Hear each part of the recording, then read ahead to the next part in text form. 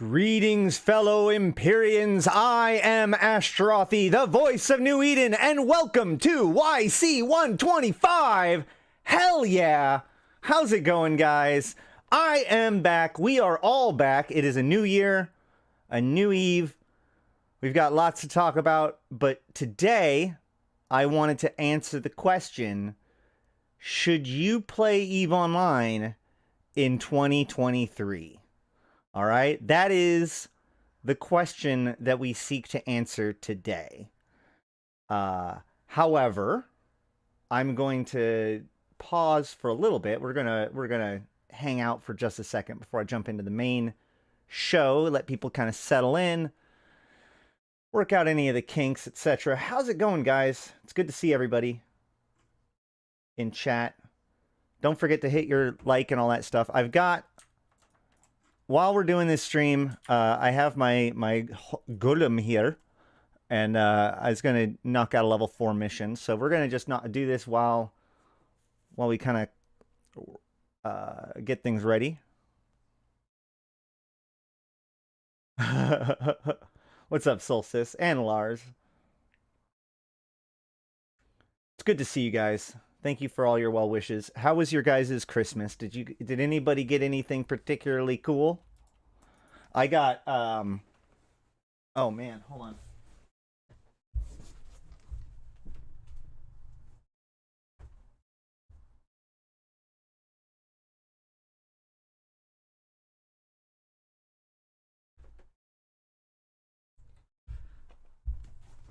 My son and I got a pair of these what's called automatones.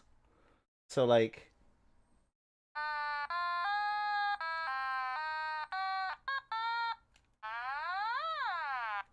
yeah. So I'm not great at them. My son, who is increasingly becoming a musical genius, has already learned how to play all kinds of different songs on that thing. These things. Yeah, they're really cool.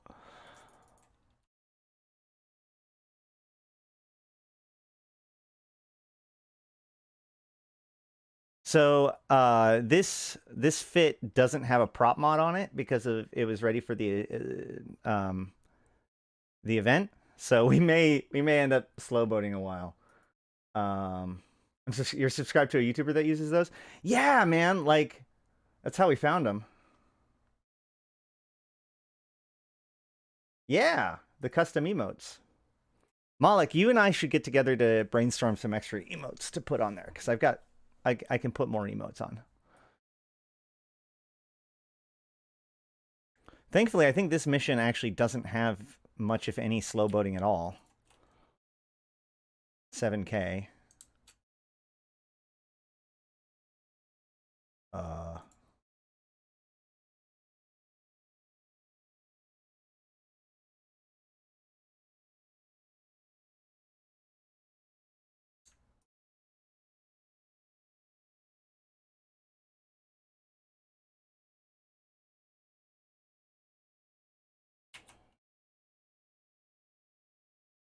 What are they?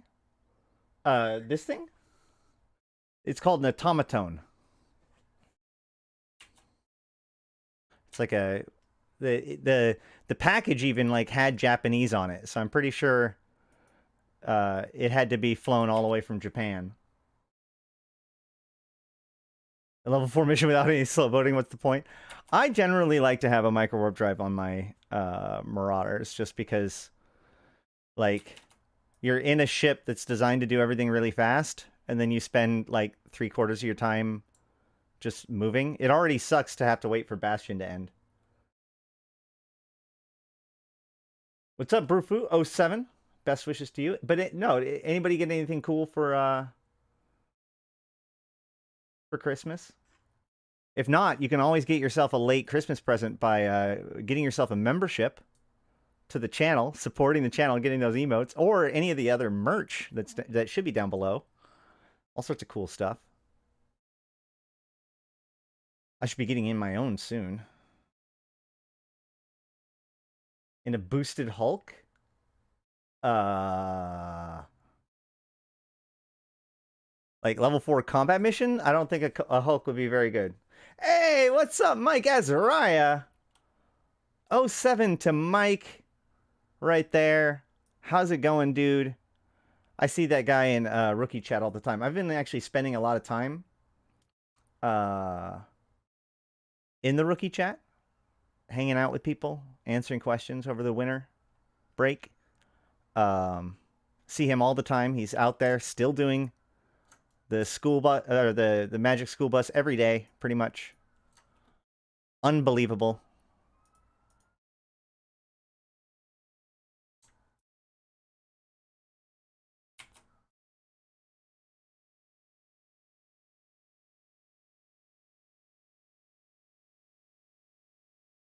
Sounds like a theremin. Yeah, it has a lot of, I mean, it's a synth, so it's very similar to the theremin. You took off one day off the holidays? Oh, I take it all back, Mike, you slacker.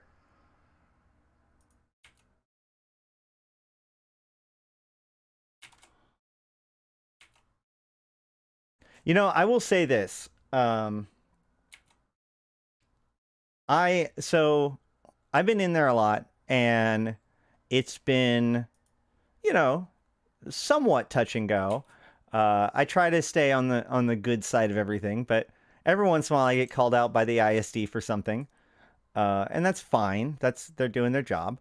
What I find really funny though is, or not funny, but the other day somebody came in and said, "Sup nerds," right? And one of the ISD responded with like, "Hey, don't use bad language or anything like that." And I just like, for some reason that like got me, because like I know that people use the word nerd as an offensive term sometimes, but I've always been a big fan of like the reclaiming of that term, right? It's like, oh, you're calling me extra smart and liking, nerdy geeky things. Ooh, like I've always seen that as almost like a compliment from some people. So I pushed back against this, and another ISD was like, well, if you've got a problem with it, you can put in a GM ticket if you have a problem with moderation or whatever. And so like I go back and forth, and I'm even like, well, where do I submit the ticket? Because I can't figure out where to submit it, because it's not a bug report. I just want to complain about the moderation policy if this is the case. And finally, I actually got a DM from that ISD apologizing to me before I even was able to submit anything, apologizing to me and saying that he didn't actually speak English as a primary language, and that he'd only ever seen it as, he had an understanding that it was a hostile term. And so he never thought that somebody would think of it as an okay thing. And that he apologized and he's corrected it, and he won't stop people from using that word anymore. And I was just like, that is impressive, right? Within 5 minutes, me going full Karen mode, admittedly, right? Like super, I had no business being offended by that moderation. And yet they took it very seriously, and they got it fixed as far as I'm concerned. So not only are those ISD guys in there all the time helping people out, which they're player volunteers, mind you, but they're also putting up with all kinds, just like the worst of the worst bad faith actors when it comes to trying to disrupt Eve, because they're making new characters and coming into the rookie channel. And then they're also dealing with people like me who are trying to be helpful but are being super pedantic about their moderation policies. But yeah, no, I was actually super, super impressed by the reaction to that. Like I said, they absolutely could have not taken me seriously, and I probably would not have taken me seriously, but they did, so good on them. You were banned a few times in rookie chat? Okay, now I don't feel as bad.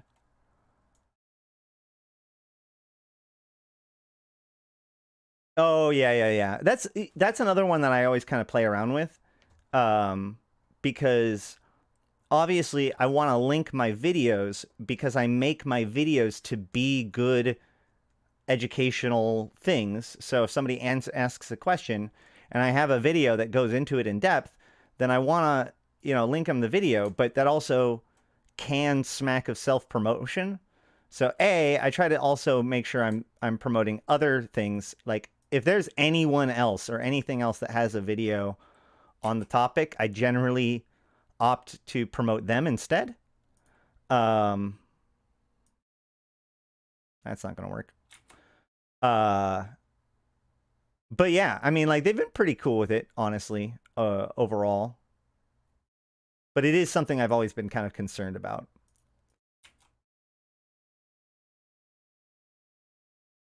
Are we coming?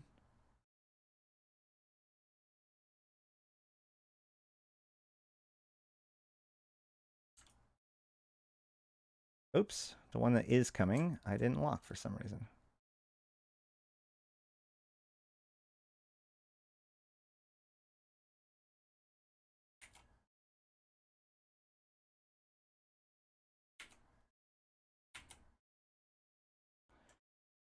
This double target painter golem is so good. It just applies to everything.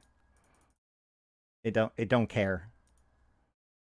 Look at that, like Tristan, just blapped out of the air with torps, with rage torps at that.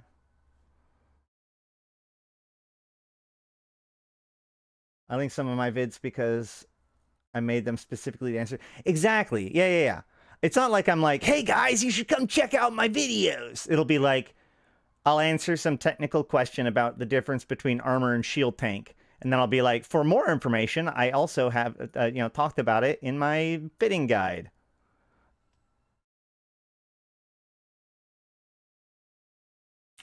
All right, 07, Mike. Thank you for dropping by. Keep up the good work. If anybody ever sees Mike Azariah in game, throw him a couple shillings. You know, that dude does good work with your money.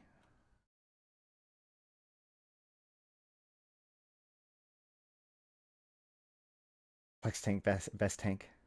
I'm curious as to how much he made during the fundraising, but also 070, you Dutch gunner.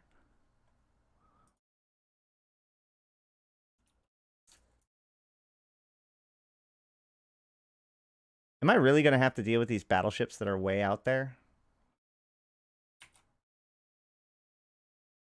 Do I have any javelin?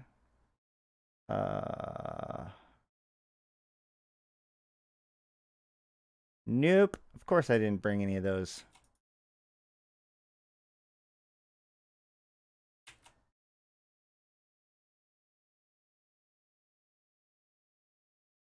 I guess I should have triggered them to start coming here earlier then.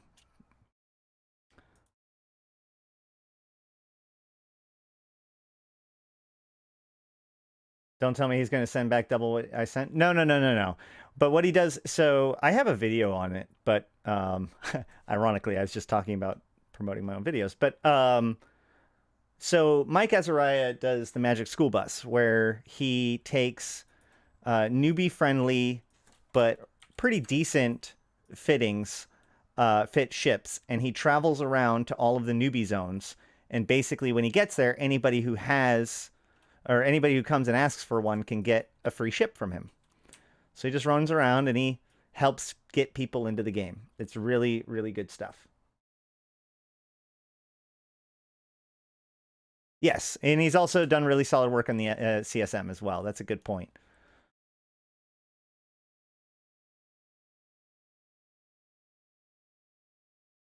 Well, so are you, Dutch, if I could be frank.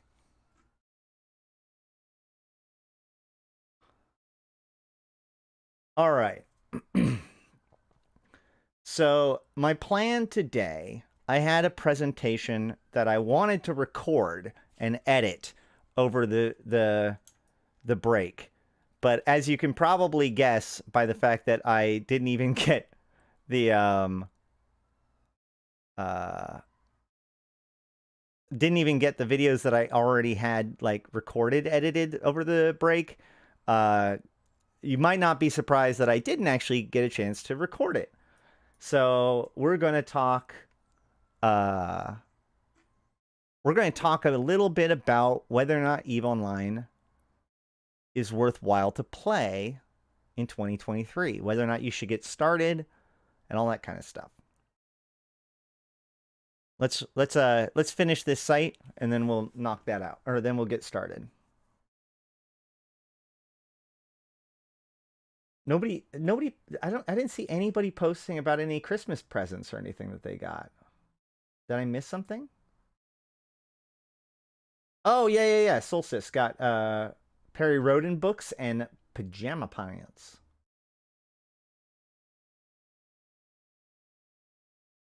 And a new handle for X-Pate. Pat got a new handle for his sledgehammer. All you guys with your practical gifts. I did my father was asking me like, "Hey, well, what do you want for Christmas?" And I'm really bad at answering that question, as it turns out. Um, but I realized what it was. You know, like, because Christmas is all about giving people the gift, like a gift that you know that they would like, but they probably wouldn't have gotten themselves. So I thought about that from like my perspective. And Plex, yeah, I mean that was one of the things that flashed through my mind. What I know I'm not shooting. I'm waiting for them to get close enough. Um, so I ended up uh, asking him for I think it was the Stratios model from the Mixed Creations uh, thing. So I can't wait to get that in and show that off. So I was really hoping to get one of those before they stop selling them. So I'm very excited about that. Been waiting for a while, just finding your space legs again. Your content is brilliant. Thank you. In Eve Uni, got your eye on my corp. Yeah, awesome. Hey, my corp is good at getting you up to speed as well. So feel free to come and join us. We've got a newbie focused environment. So keep that in mind.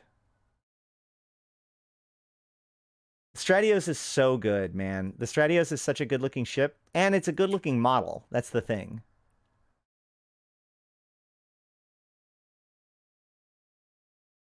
I should totally self promote. If you mean like, well, I I try to. Like I have confidence in my work. Don't get me wrong. Like I believe that more people should see my stuff. But at the same time I also believe that self-promotion can come across as somewhere between disingenuous to unwelcome, especially in a lot of places. So I tend to try when I can to simply uh, make good stuff with the hopes that other people will be motivated to talk about it. And the exciting thing is that that has actually happened. You know, I've seen several times now where I see people recommending the fitting guide and other things like that. So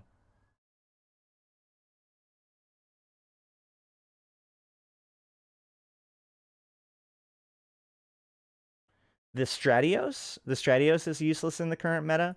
Uh, well, it's a very good PvE PvP like hunting ship. Um, you know, like my Newt Stratios is good at like I can do the exploration stuff, I can do the hacking stuff, and also tackle somebody for a squad. There are a lot of other options now, which makes it so the Stratios, you know, like everything from T3 cruisers no longer having skill loss when they die to I love one-shotting battle cruisers, don't you? Um, to the introduction of the new combat exploration frigates, right? All of these things kind of take pieces of the niche of the Stratios away. But at the same time, I just think that like it's it's just a really solid ship. It's not as good as I would like it to be in a lot of ways. Um, I wish that its tank was a little bit better, especially for a ship with a resistance profile, a resistance buff. But you know, I still love it, and it's still very spooky. No. It's not a clickbait title. That's actually going to be the topic of the day. Comey. I'm going to finish this level 4, and then we're going to jump into the main topic of the day.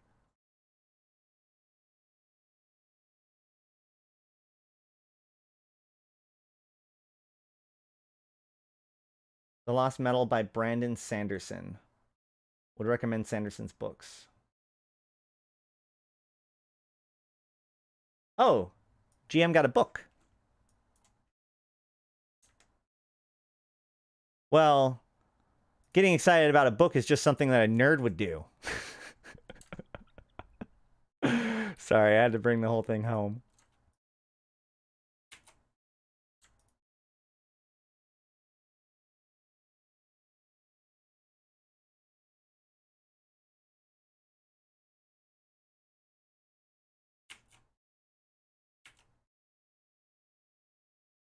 You know, here's the thing. I have dyslexia, which makes it so that like sitting down and reading something is kind of a not something my brain likes to do very much.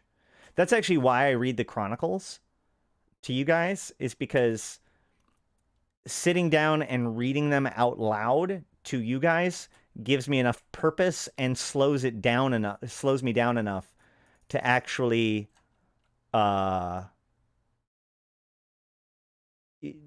finish the work and understand it.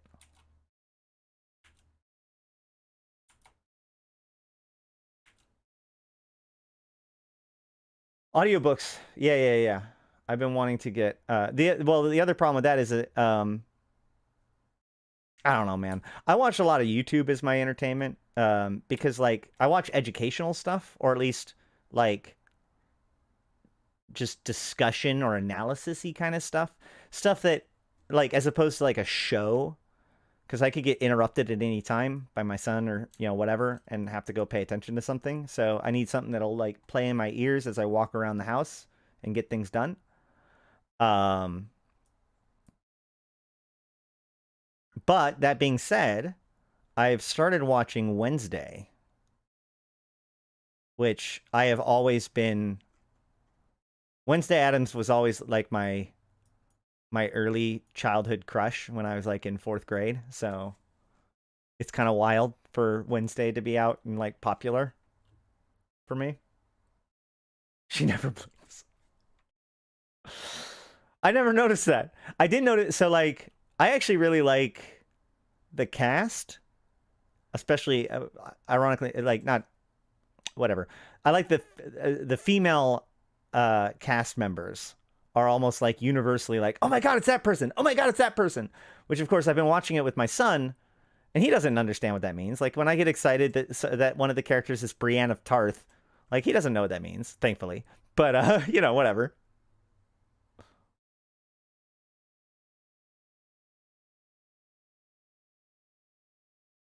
But yeah, audiobooks might work out. I keep on thinking about going to audiobooks. But again, like, I don't know. I'm stuck in like the YouTube bubble, I think. Also, there's a side of it where because I'm getting more and more into doing YouTube content myself, I kind of want to watch as many of like the big time YouTube content creators as possible to kind of get an idea as to what is and isn't working and what people do and don't want to do. What I do and don't like about it. I also don't go on very many long car rides anymore.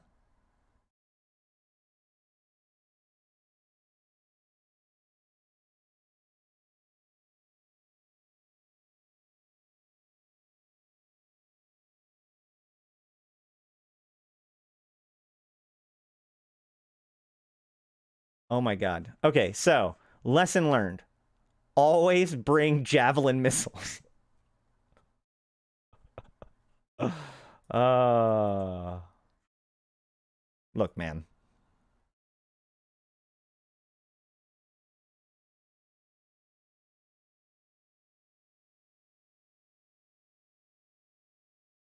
Does these shoot further?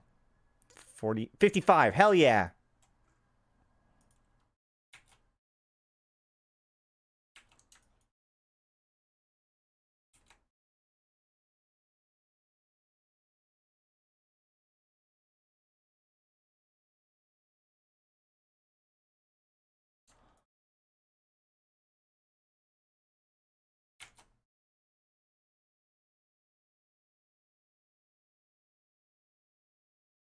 Take the Caldari one?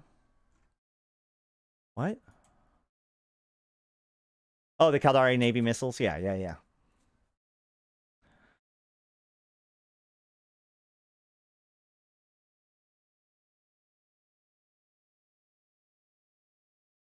I did finally come out with my faction warfare video. I was going to make a second pass on it and like do some effects and stuff and like focus. But then I was like, man, that's a whole lot of time. And I just didn't get to it. So I could either continue to sit on it saying like, oh, well, I need to do a second pass, or just release it. So this morning I did release it. We did take a 4-hour stream and turn it into like a 2.5-hour or less video. Some people still do complain about the lengths of my videos, but I mean, the thing is that A, it has chapters, and B, I like to think of my videos as being incredibly information dense. So while they are long, it's not like I can cut a whole bunch out. It's not like I meandered for a long time on some topic or something. A faction war video part 2 would be cool. I'd have to figure out what to cover exactly to follow up on it. Never give in to the dopamine. Well, as I pointed out, like somebody was talking to me about this the other day. Like, regardless of if I make shorter videos or longer videos, people are going to be asking me why I'm not doing the other. Okay. Not because people are hypocrites, but just because my audience is broad, and given either position, there are going to be people who feel passionately about it enough to voice that opinion to me. That's fine. That's a lot of ships that I didn't even have on my overview. So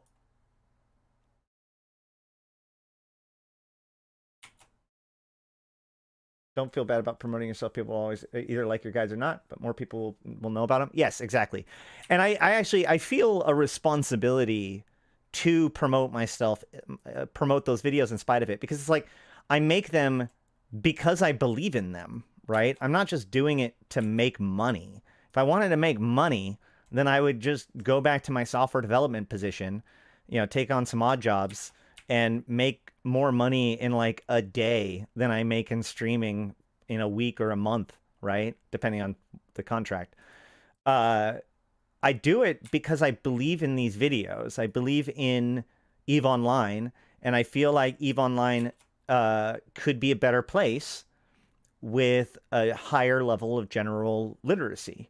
And so, yeah, no, I'm going to promote my videos regardless, because I believe in them, and I believe in them partially because all of you guys have given me the confirmations that I need to be like, yeah, this is something that's worthwhile. You know, it took me years to get to the point of feeling like what I have to say is relevant enough to actually be egotistical about it. I don't know, you know, being confident in it, I suppose, is a way of putting it. So, yeah, absolutely.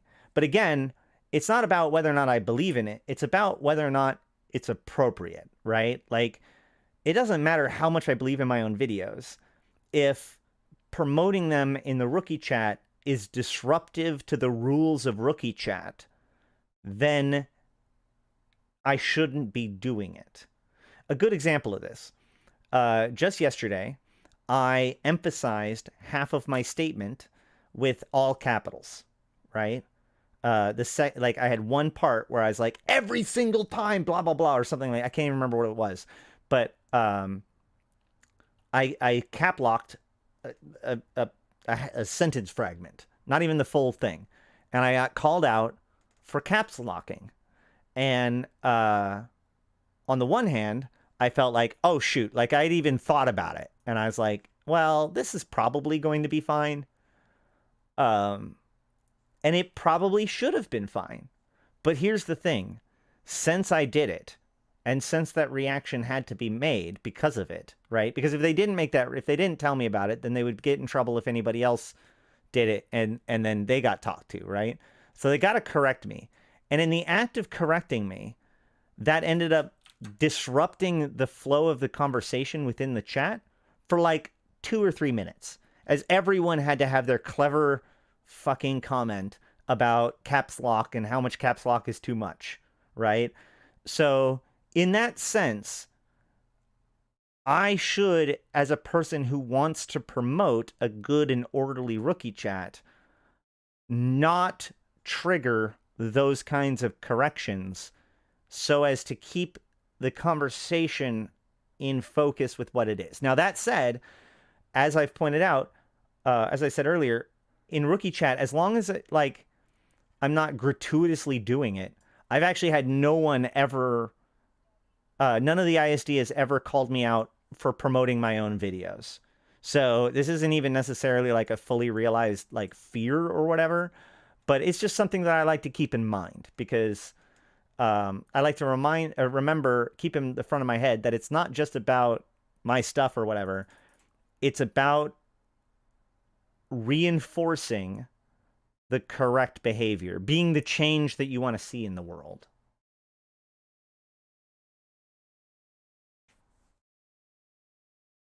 Eve is sometimes like having a second job.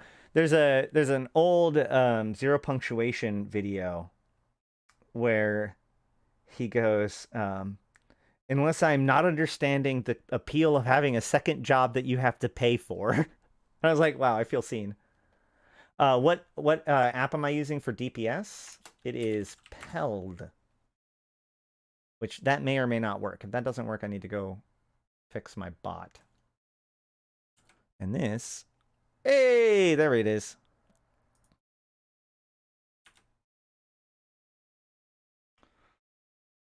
If you cut your videos to focus on a single objective, it would be educational video, could end up on Eve Uni. So the thing that I want to do, honestly, because like part of the reason why I make the long videos is because I want comprehensive things that put all of the things together, right? My job is to put Eve into context for my fellow Empyreans. So I'm not just trying to teach you how to run a Plex. The goal is to teach you how all of it comes together to understand something. So I have to look at the rewards. I have to look at the war zone. I have to look at the sites themselves. I have to look at the impact of that. I need to, you get what I'm saying? If my goal is to put it all into context, then it does require a big video with everything in it. Now, that said, one thing that I have been dabbling with, and I need to figure out how to do better, I was going to do it, but I haven't figured out really how to edit him correctly to get him out right. I want to make a series of YouTube shorts where it's like, here's how to descan and like get it all done in like less than 60 seconds, right? So like really quick, very tight, shareable instructional videos. That is something that is on my agenda. You could call it my New Year's resolution if you want. So there is that.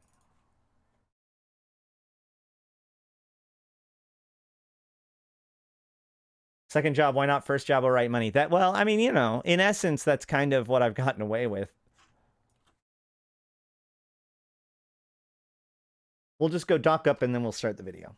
I'm going to hit an advertisement while we're getting this situated.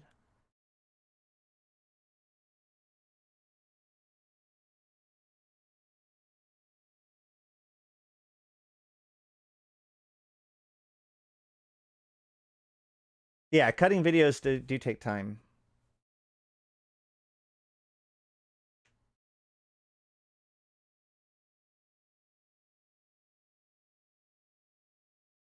Yeah.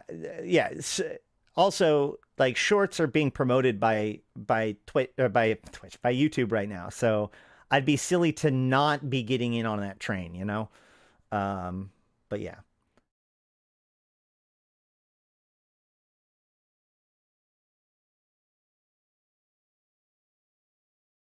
There's free audiobooks on YouTube. Well, yes, that's true.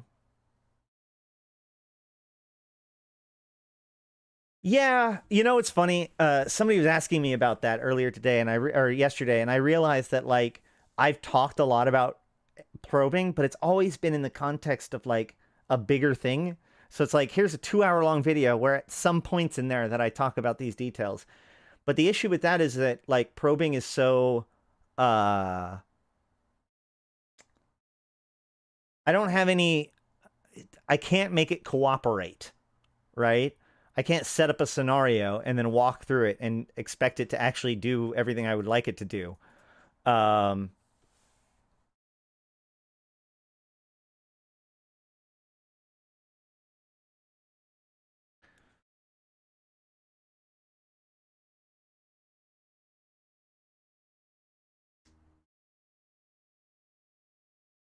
So yeah, the thing about the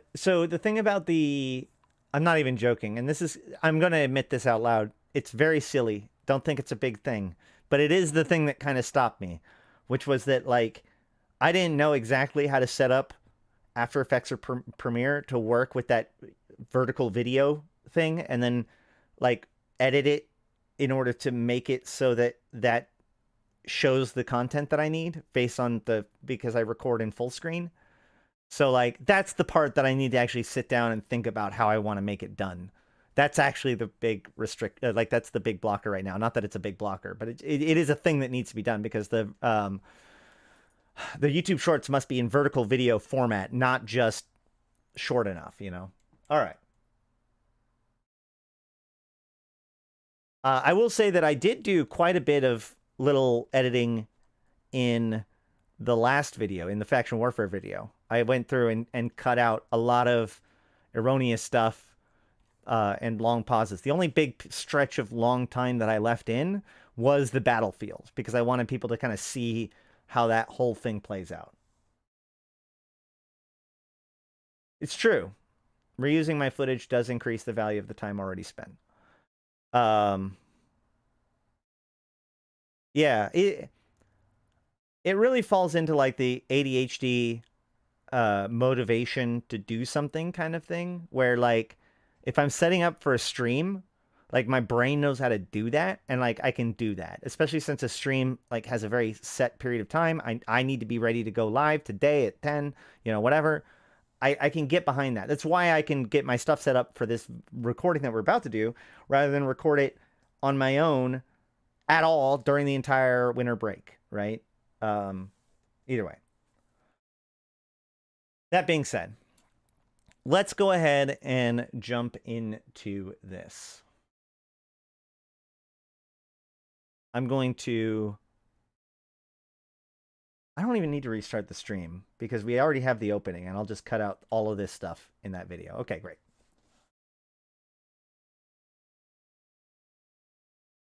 All right, today we are here to answer the question, is EVE Online worth playing in 2023? Now, a little bit of a spoiler.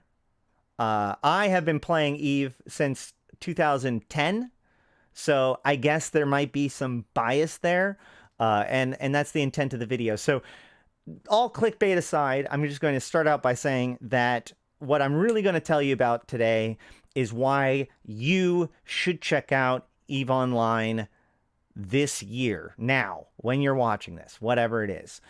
So let's begin. The first thing I want to do is really talk about what EVE Online even is. So what is EVE Online? Let's start with their explanation from their video, EVE Online official gameplay trailer.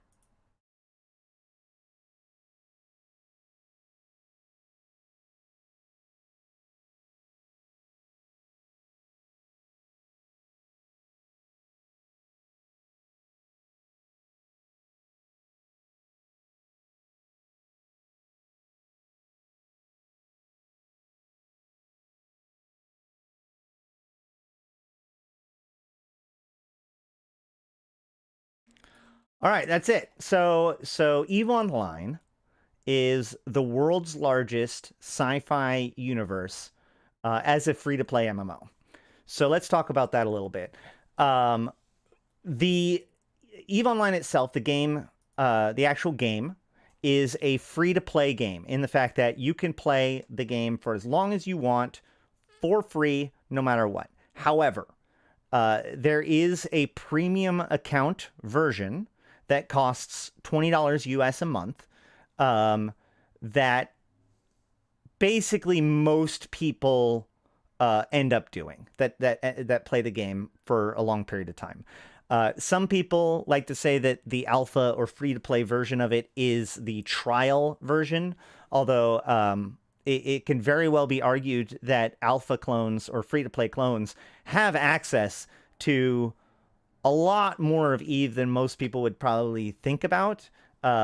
Most of the different types of ships, it's just mostly they're focused on combat sort of skills and orientation as opposed to like industry or utility or any of those kinds of things.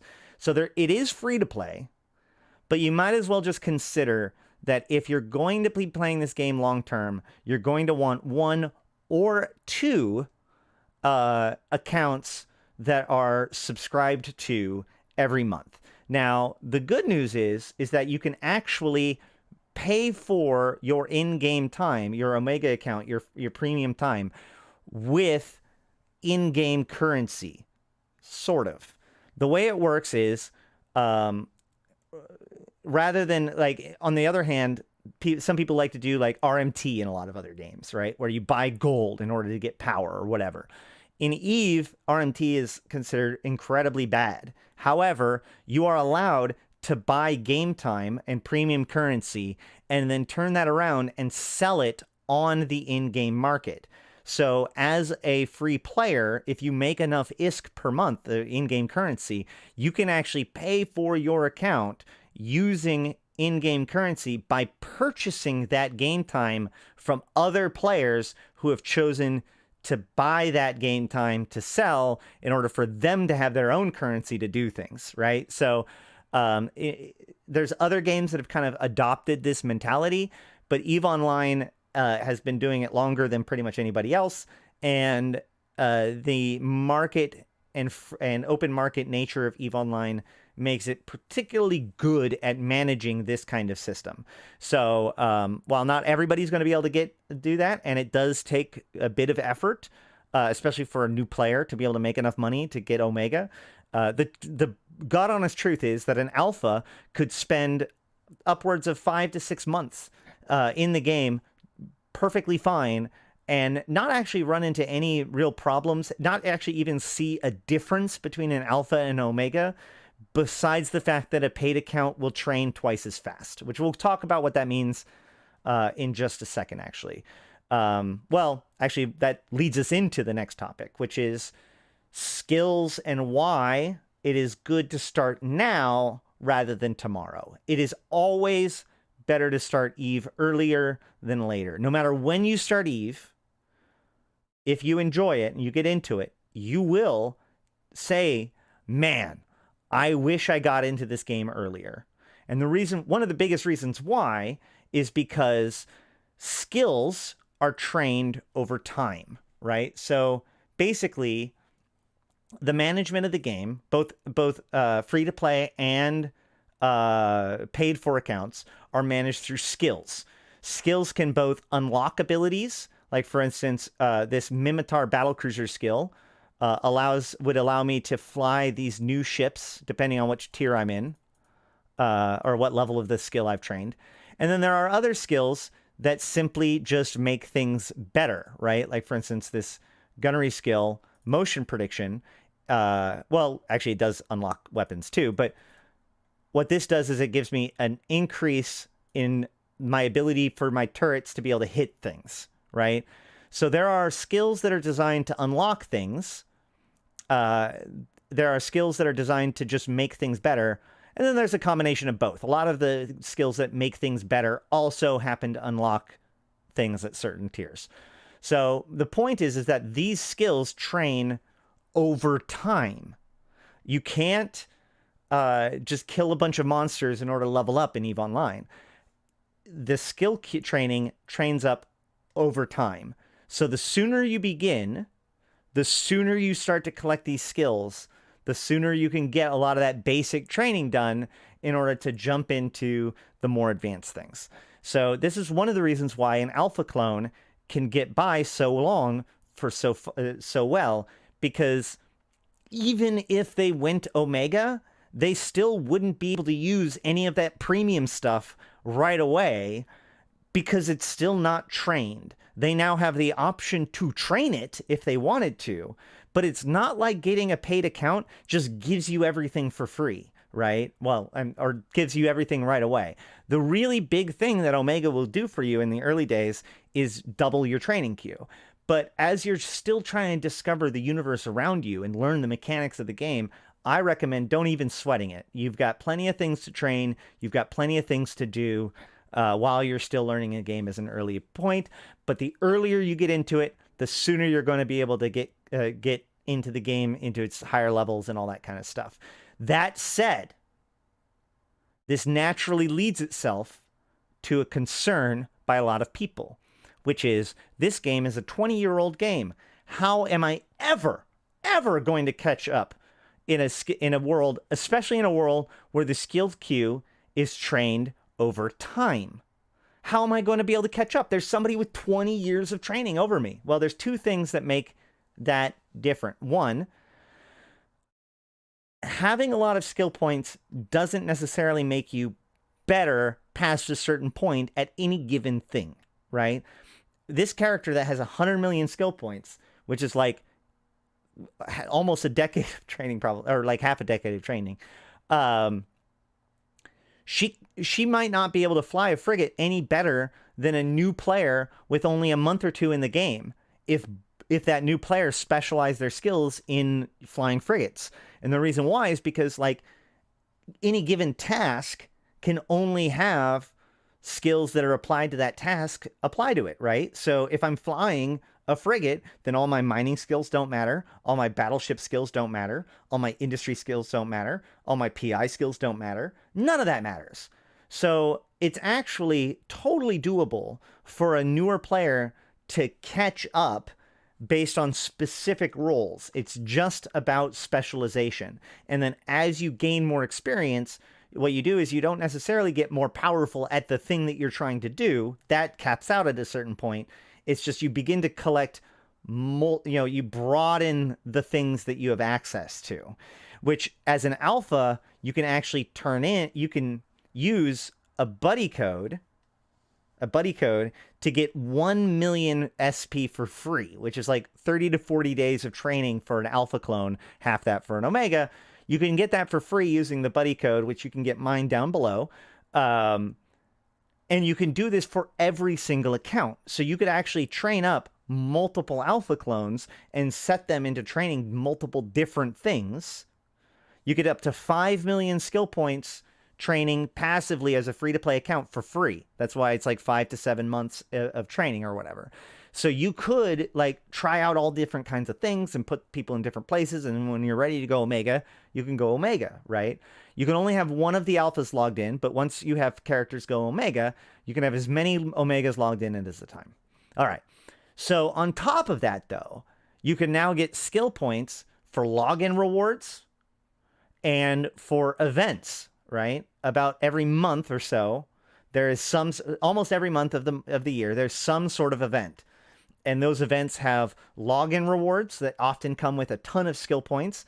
And they also have skill boosters, these accelerators. So the last one that we just did was the Winter Nexus event, which came with these brain freeze accelerators. So what these do is they just increase your attributes, which increase your training. I'm not going to go too deep into what that means at this point, but suffice it to say, what these basically do is this basic one will increase your training speed by roughly 20%.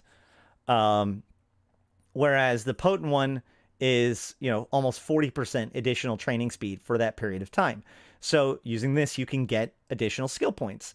You can get skill points every day or nearly every day for killing NPCs for a thing called skills for kills. So, and finally, there is also a new air career program, which we'll talk about a little bit more in a little bit. But the cool thing about the air career program is that there are rewards for skill points throughout the air career program. So you can complete these tasks to gain skill points up to 400,000 from there, plus another 525,000 skill points total. So over almost 500,000 just for doing the new player career program. So there's lots of really good ways for you to do catching up. Also, back in 2016, they introduced a concept called the skill injector. So what people can do now is they can buy extractors off the market and then pull out part of their brain and make a skill injector, which they can sell on the market. And you can buy that skill injector and plug it into your head to get free skill points. So all of these different methods allow you as a new player to jump in and get involved, catch up, and be as impactful as anyone else in the game. Within a couple of months, you'll be indistinguishable from most of the other players of the game. Because while there are some pretty experienced players, the vast majority of players aren't. So it's not like you're always going to be running into like 10-year-old players with massive wallets or whatever like that. Depending on what you choose to do and where you choose to go and how you choose to interact with Eve, you can have just as much, if not a bigger impact on the game and on the sandbox as anyone else right away as a new player. Because the most important thing is that the things that it takes to be successful to EVE Online has nothing to do with skill points. Nothing. All of this stuff with skill points, that's just kind of like how you get to use certain ships and all that stuff. But ultimately, it's about you. It's about how well you know the system. It's about how well you know how to pilot. It's about how well you understand the market. It's about how well you can manage people, either enemies or allies.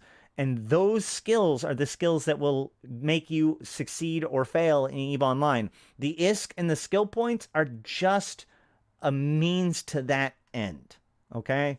So, keep that in mind. That especially as a new player, your number one goal should not necessarily be about accumulating ISK at the very beginning.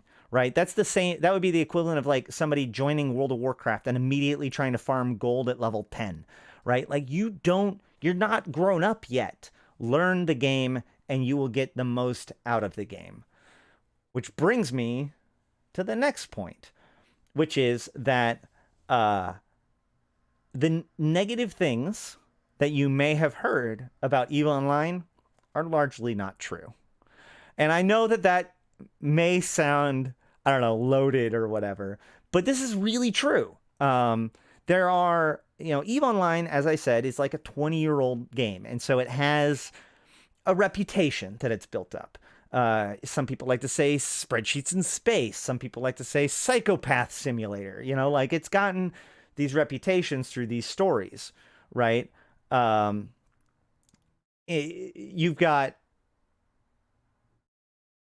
or rather, but the truth of the matter is that a lot of things have changed, and there's a lot more to EVE than what is talked about on the surface, right?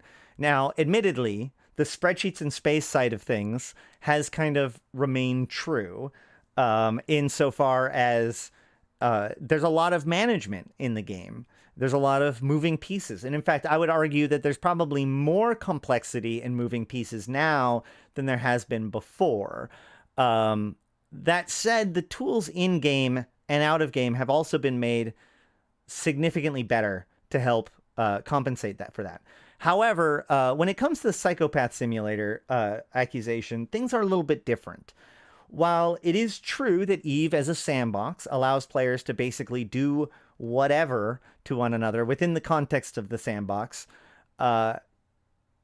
in recent years, we've definitely seen a shift away from the kind of things that would get EVE Online the most negative publicity publicly, right? We've seen a lot of more cultural, both from the player's point of view, shifts in culture of what is acceptable versus not, changes in CCP's policies about harassment and whatnot that are designed to both preserve the essence of the game, but also get rid of some of the more toxic side of things.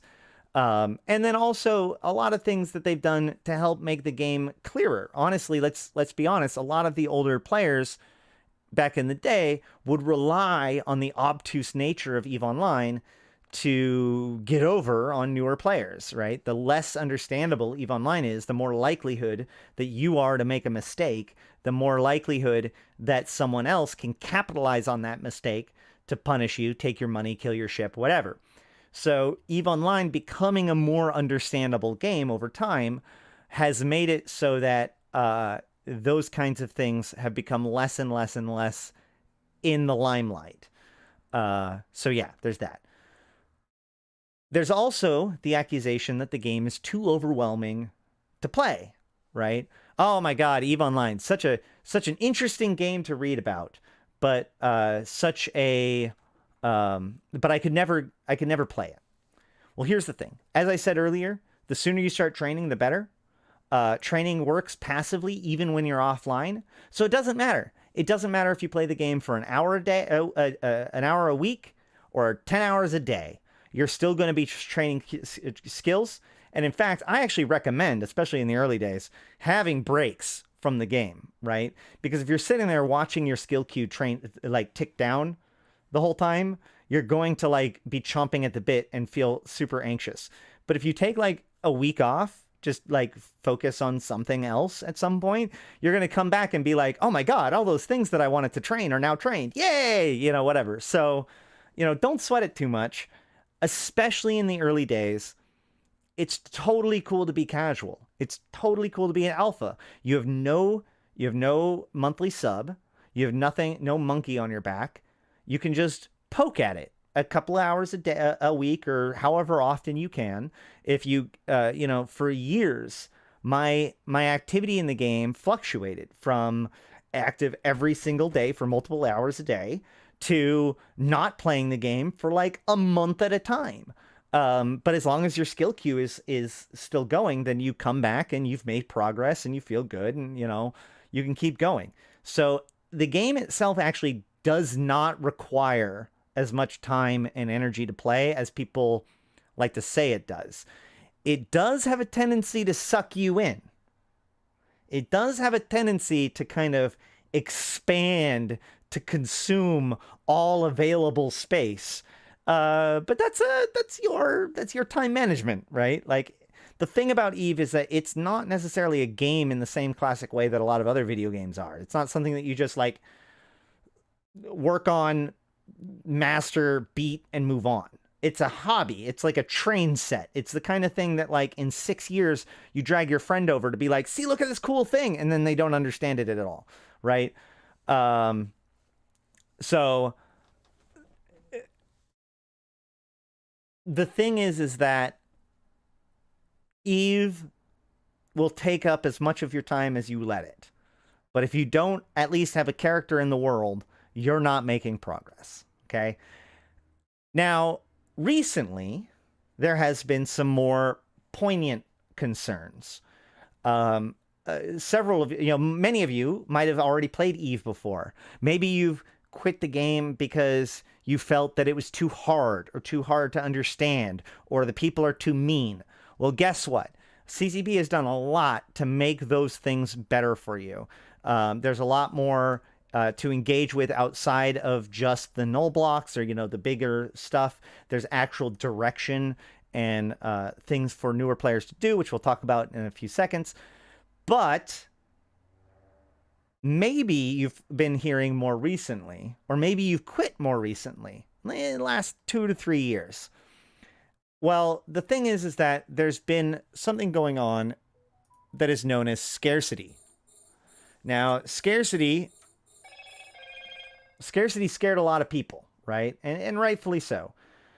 Scarcity was a period in time in which CCP acknowledged the fact that our economy was going out of control, and that there were some things that we have just accepted as normal within EVE Online that were making the game worse. And so CCP spent about 2 or 3 years systematically going through the game and fixing those systems.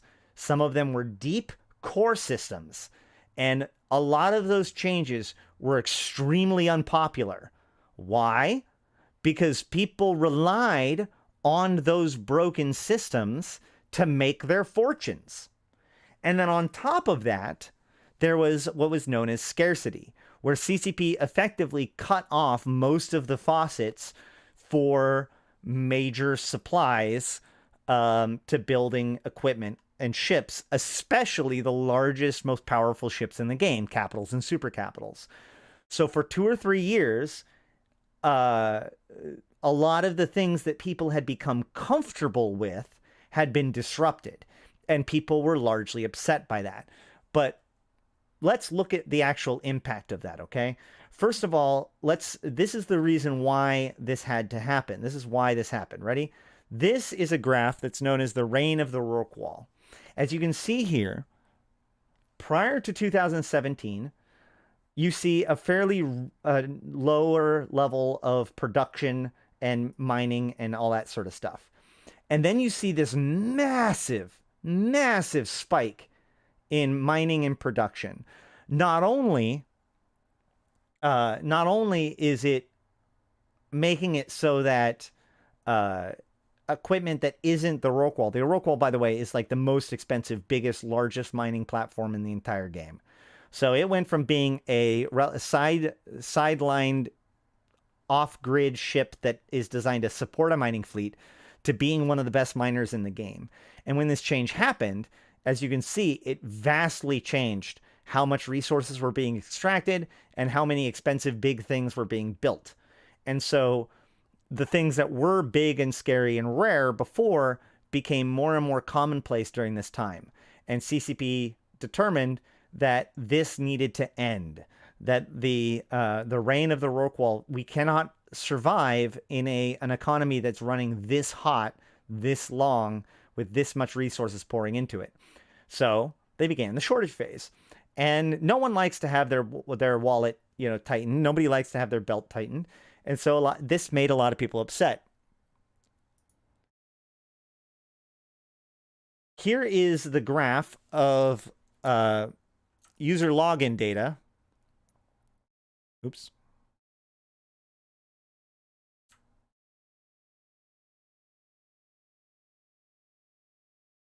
Come on.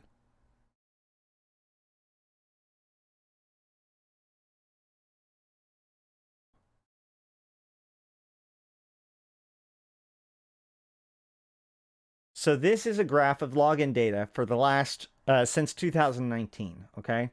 Now,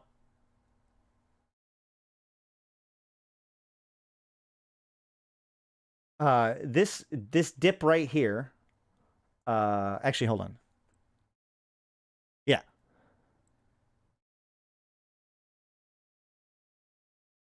Yeah, this dip right here was a moment called blackout, where basically they made nullsec much more dangerous, null security space, where a lot of the higher ISK earners hang out. And so as you can see, it like caused a big suppression on the numbers. And this was seen as kind of a very low point. But you can see as scarcity goes on, that previous low point becomes more and more the norm. And we see bigger and bigger doom and glooming as time goes on during this time, as the numbers go down, the velocity of ISK goes down. You can see that the player base is kind of getting to the end of their wits when it comes to a lot of these changes. However, you can also see at the very end this big uptick, and that's the latest expansion. That is the Uprising expansion, and that's what we're here today to talk about, really, because you can see that this has created a recovery, but it's also not enough, right? A lot of people have come back. A lot of people are having fun, but not enough. Not enough people. So that's why we're talking about this sort of stuff today. If you come down here and look at the new characters being made, we can see another clear picture, which is that, this number, these charts go up and down, but we actually don't see as big of a spike of new accounts being made as part of Uprising. So I think a lot of returning players are coming in and they're enjoying themselves, but we're not seeing a whole ton of newer players coming in because of this. So what I'm saying here is that if you are a newer player, or if you've been out of the game for a long time, now is definitely the time to be looking at this kind of stuff. There's plenty of opportunity and not a whole ton of people coming in to access it yet. But I think that that's going to get better over time. CCP has indicated that there's even more cool stuff to come. So the doom and glooming was definitely kind of legit for a while, but you can see actually that well, I don't have it here, but like a lot of the old doomsayers have now started to turn around, and I'm seeing videos talking about how, Eve's comeback. So this universe, this sci-fi game that's almost 20 years old, is seeing a second life. That this gambit that CCP had done to reboot the game has effectively been successful, and it's worth checking out. So let's look at all of this. First of all, I guess it is a good opportunity to introduce who I am, if you're still watching this. I am Ashtarothi, the voice of New Eden, and I run an organization known as the Convocation of Empyreans. The Convocation of Empyreans are here to maximize engagement with EVE Online, and they're here to help you out with getting involved. And we are also recruiting and open to having people come and check us out. So you can always come and hang out on our Discord. You can join our faction or our alliance. We help out with faction warfare. We are on the side of the Galente Federation, and we provide ships and tools and everything that you need in order to be successful and learn how to play. And then once you've learned your place in EVE Online, you can decide to either stay and continue to help us with our efforts, or move on, where we have plenty of groups that we have close friendships with that you can find a good home among the stars. So feel free to come and check us out. Also, as I alluded to earlier, make sure to use the buddy code, which again you can get down below, in order to get your 1 millionth free SP. If you do that, absolutely feel free. Well, and even if you don't do that, feel free to reach out to me personally, Ashtarothi in game, Eve Mail, or on Discord. Ask me questions, hit me up, whatever. I'd be happy to help you maximize your engagement with EVE Online. All right, so all that said, what are the 3 reasons why you should play EVE Online in 2023? My first reason is New Eden is beautiful and mysterious. For that, we're going to undock and look around a little bit. These are the new, we can see the new visuals of the stations, of the player structures that I'm in right now. The thing is that the visuals of EVE are constantly updated. I would like to remind everyone that this is a 20-year-old game.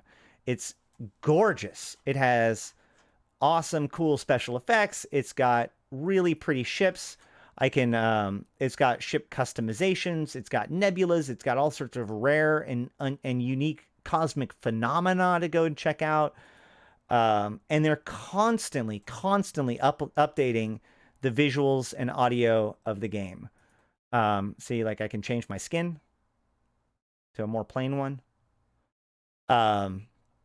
So if you like flying around in pretty space and checking things out, like EVE has a lot going for it on just that alone. Okay. And it's one of those things that that they're not going to abandon it, because they haven't. Like, their art team is on point, right? So that's number one. Also, most recently, they've added in a new system, and many people who may have been gone for a while were unaware of this, but there's actually now these new stations called Paragon stations. Paragon, you can turn in ships and whatnot, and there'll be new tasks and stuff later to gain points for Paragon rewards, and that allows you to get heraldry. Right now you can get Corporation Alliance logos for your ship, but eventually we're going to get even more customizations and whatnot to be able to customize your ship and make pretty visuals and stuff. It's really cool. Oh, I'm showing the graph. Thank you. All right, let's try that again.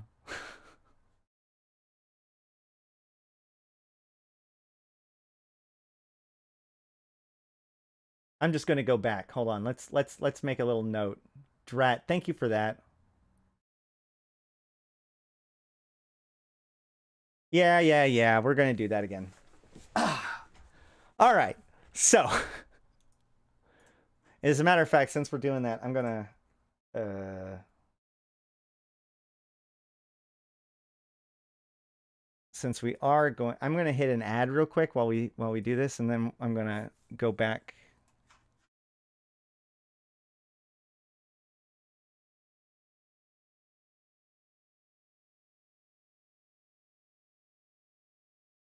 Yeah, take two. Exactly.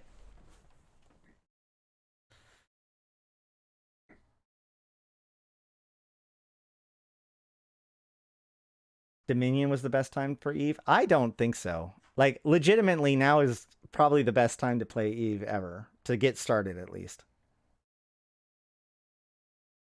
The Arab career program's amazing. The grass were gorgeous. I don't know. I'd really like it to be more of an uphill like slope at the end. That would be gorgeous.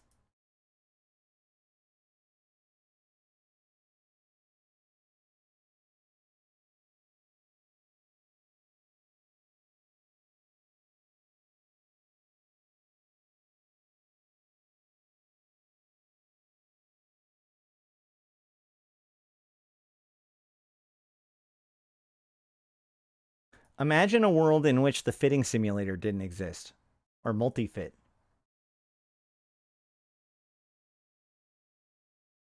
Back in the day as a noob, I used to go to people's missions and steal their loot and then kill them, kill their BS if they attacked me. Can you still do anything that fun now? Not only can you do that now, but the answer is called the Nurgle.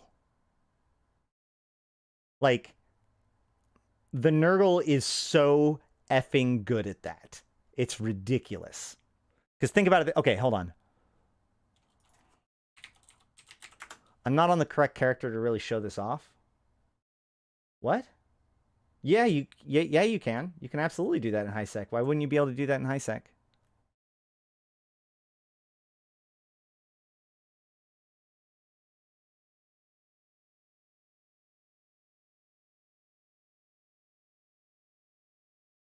Oh, actually, let me.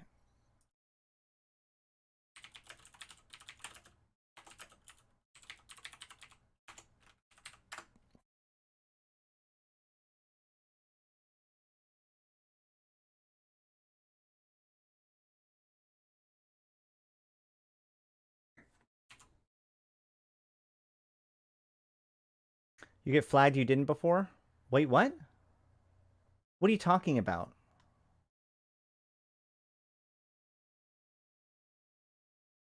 You've always gotten a suspect flag for stealing stuff. That's how they would attack you and let you kill them. I need Echo's got my attention. I need to deal with this and then we'll Well, if you want them to attack you, you want to get flagged. Yeah. Wait.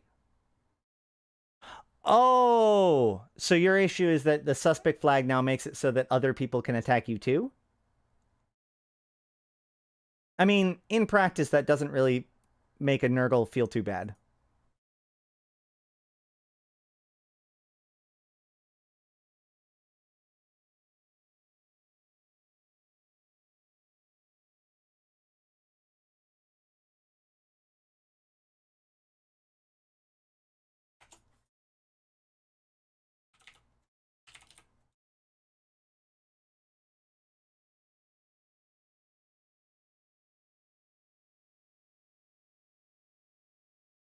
So if I take a Nurgle and I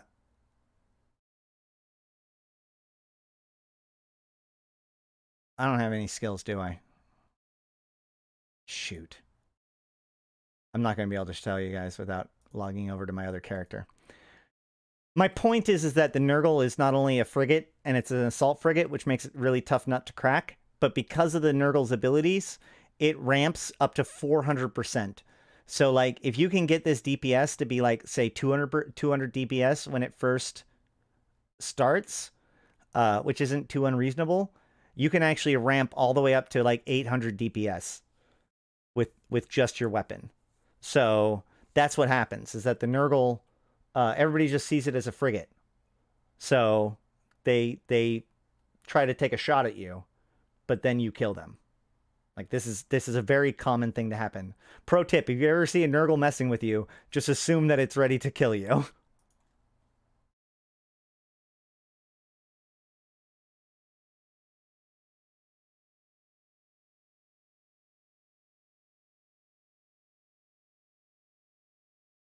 But yeah, suspect baiting is definitely still a thing. But you know, I think it's the thing is that the 1v1 thing, I think that actually makes it more interesting, right? Because there's play and counterplay.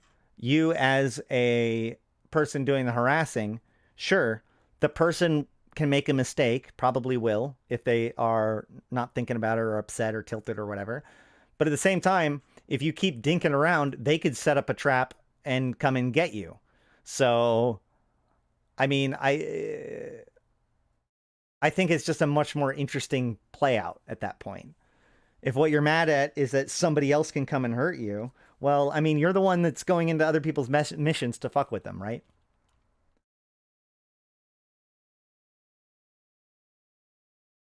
Thanks, Spidey.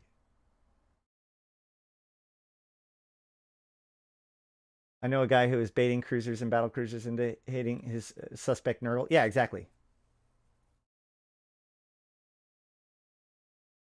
Okay.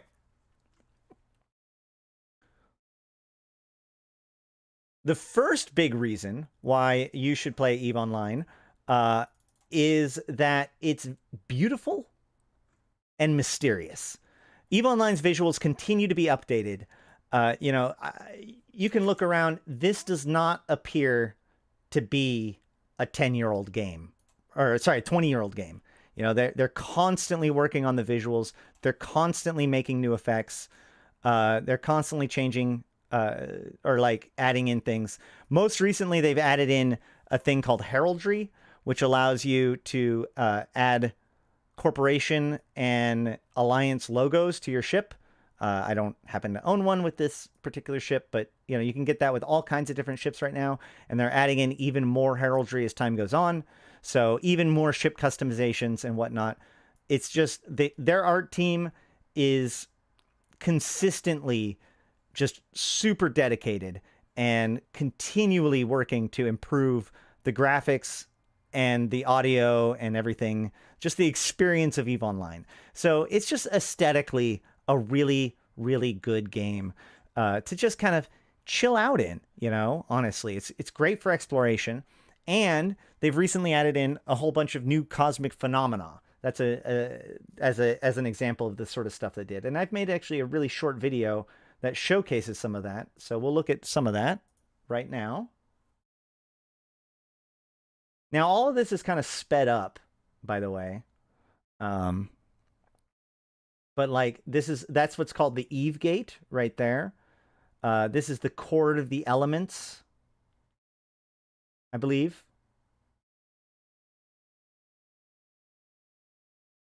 And this is Deep Cosmos.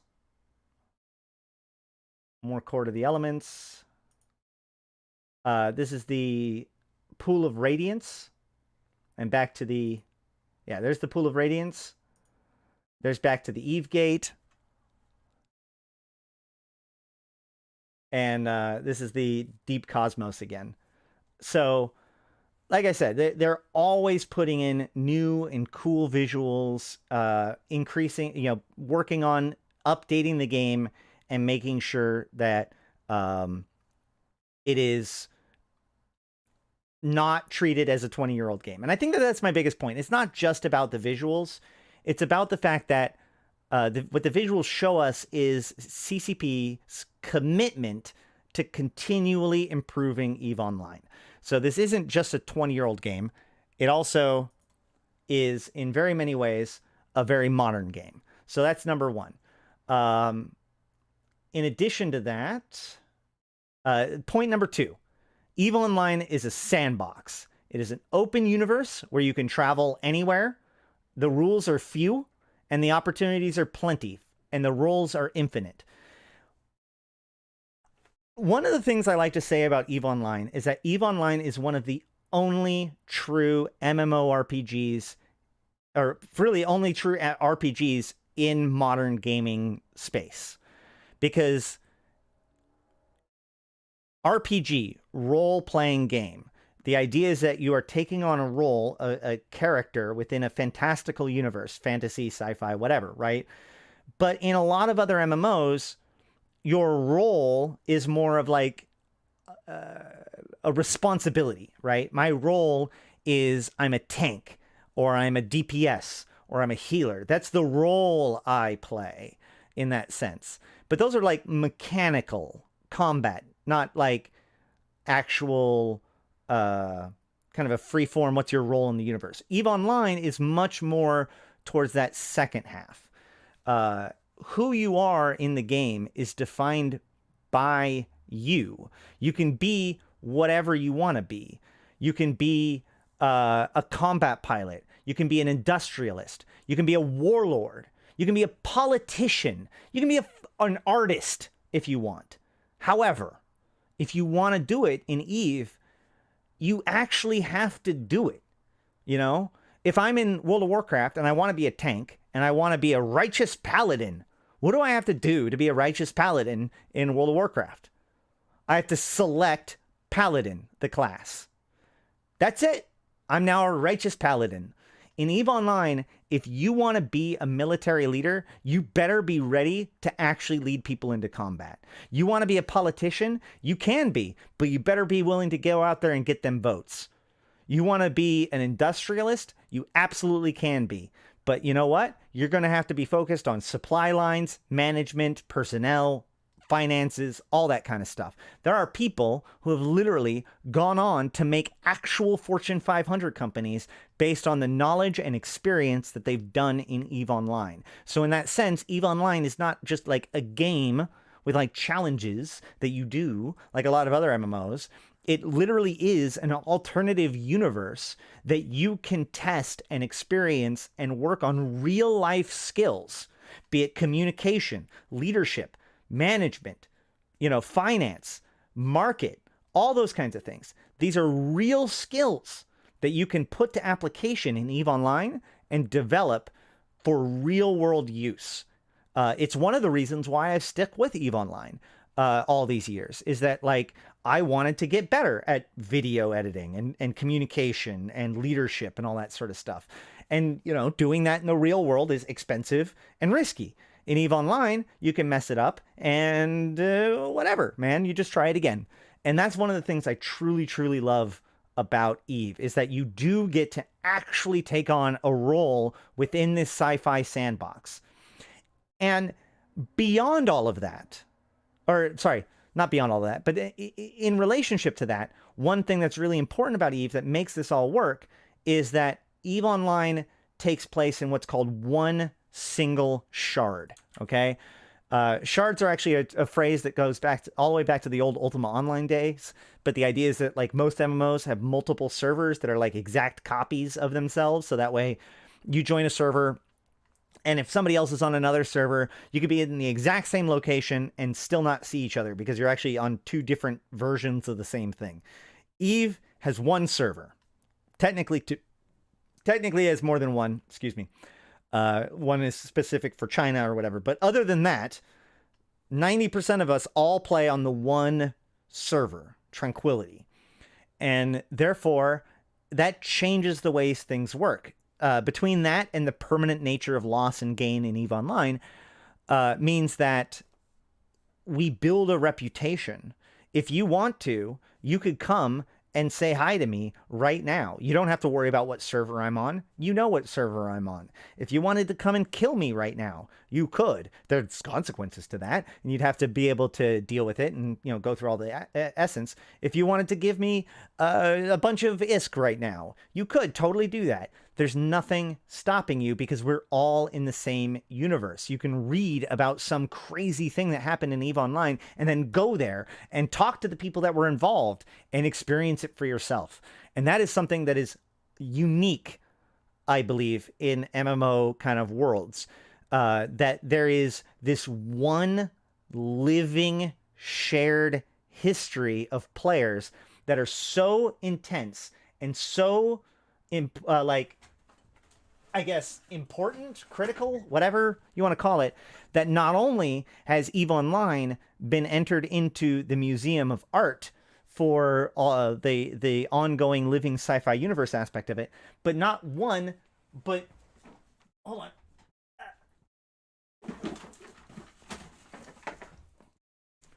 Two fiction book or two history books. These are real history books written by a real person about the real history of the fictional universe of EVE Online. In other words, what this does is it chronicles the players and their stories of the first about 10 years of EVE Online in these two stories. And they are incredible books. It's an incredible story. You get to learn a lot about human nature, about propaganda, about information, about all sorts of cool stuff in these books. This is the kind of thing that non-EVE players are able to read or experience and enjoy. And you, as an EVE Online player, get to participate in that. You do what you do in EVE, knowing that if you do it right, someday your name is going to literally be in a book talking about what happened in this goddamn game. That is huge to me. It's huge. And what this has done is it's allowed us to create our own culture. We've got, like a lot of MMOs have this too, but, given the fact that EVE has this long story, we have our own music, we have art, we've got our own, vocabulary about things. It really is its own culture and community that you can come and take part in. And while a lot of us are very nasty to each other in game, if I ever get an opportunity to take advantage of a situation, I probably will. But in real life, a lot of EVE players are actually incredibly solid people. We've raised tons of money for various charities. EVE gatherings are always these big deal. Like, the thing is that EVE is a very niche thing.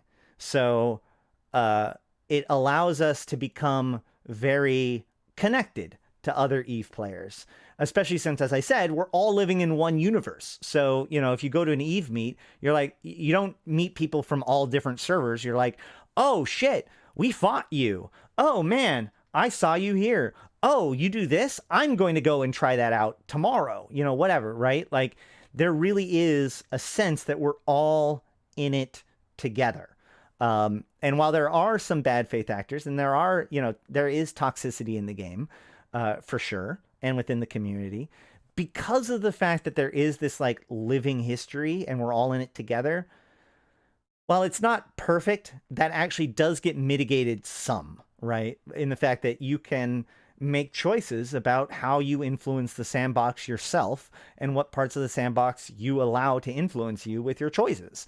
So while there is definitely some toxicity within some groups, I can speak at least for the Convocation of Empyreans.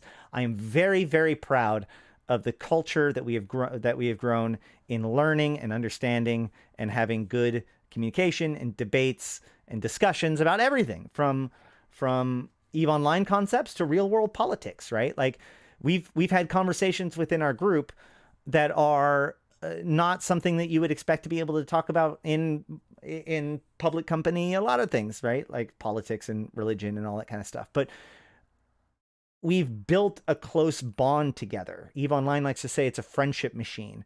There's the strain of the pressures from outside causes groups within the game to become very close friends, trusting and building real life bonds and friendships, as well as real life betrayals, which is always fun. So that's a big piece of it. However, that's not even the end of it.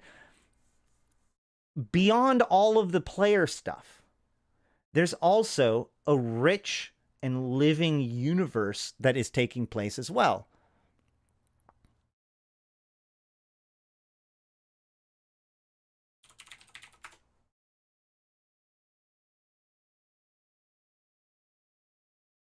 This is the EVE Universe portal. The EVE Universe portal has just all kinds of different lore, right? So not only does it have a bunch of the basic lore that helps teach you about the different empires and all that kind of stuff. This is the sort of stuff that you would expect with a normal like MMO or really any video game with a backstory or whatever. But there's also, like, for instance, here's the world news. And the thing I want to bring to attention here, the thing I mostly want to bring to attention here is the dates of these things. Now, YC124 is basically 2022, right? So we have December 8th, December 5th, November 22nd, November 21st, November 11th, November 9th.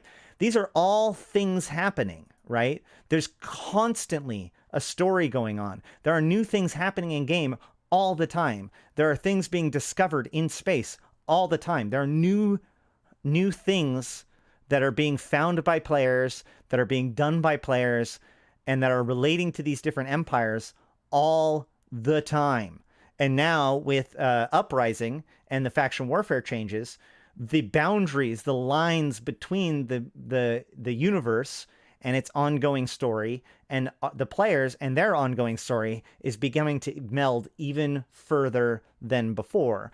So, you know, the Eve story doesn't necessarily get as much love as a lot of other games by the player base, but from the actual game's point of view, the lore is incredibly rich. There is just an untold amount. If you want to know how deep the rabbit hole goes, you should just go check out any of my lore videos and realize that, like, none of them do anything more than scratch the surface at any given time. So there's just an unimaginable amount of lore and story to unravel. There's mysteries to uncover. There are secrets and puzzles that have been in this game for over a decade that I don't think any current player understands. There are things to discover today that no one's ever figured out.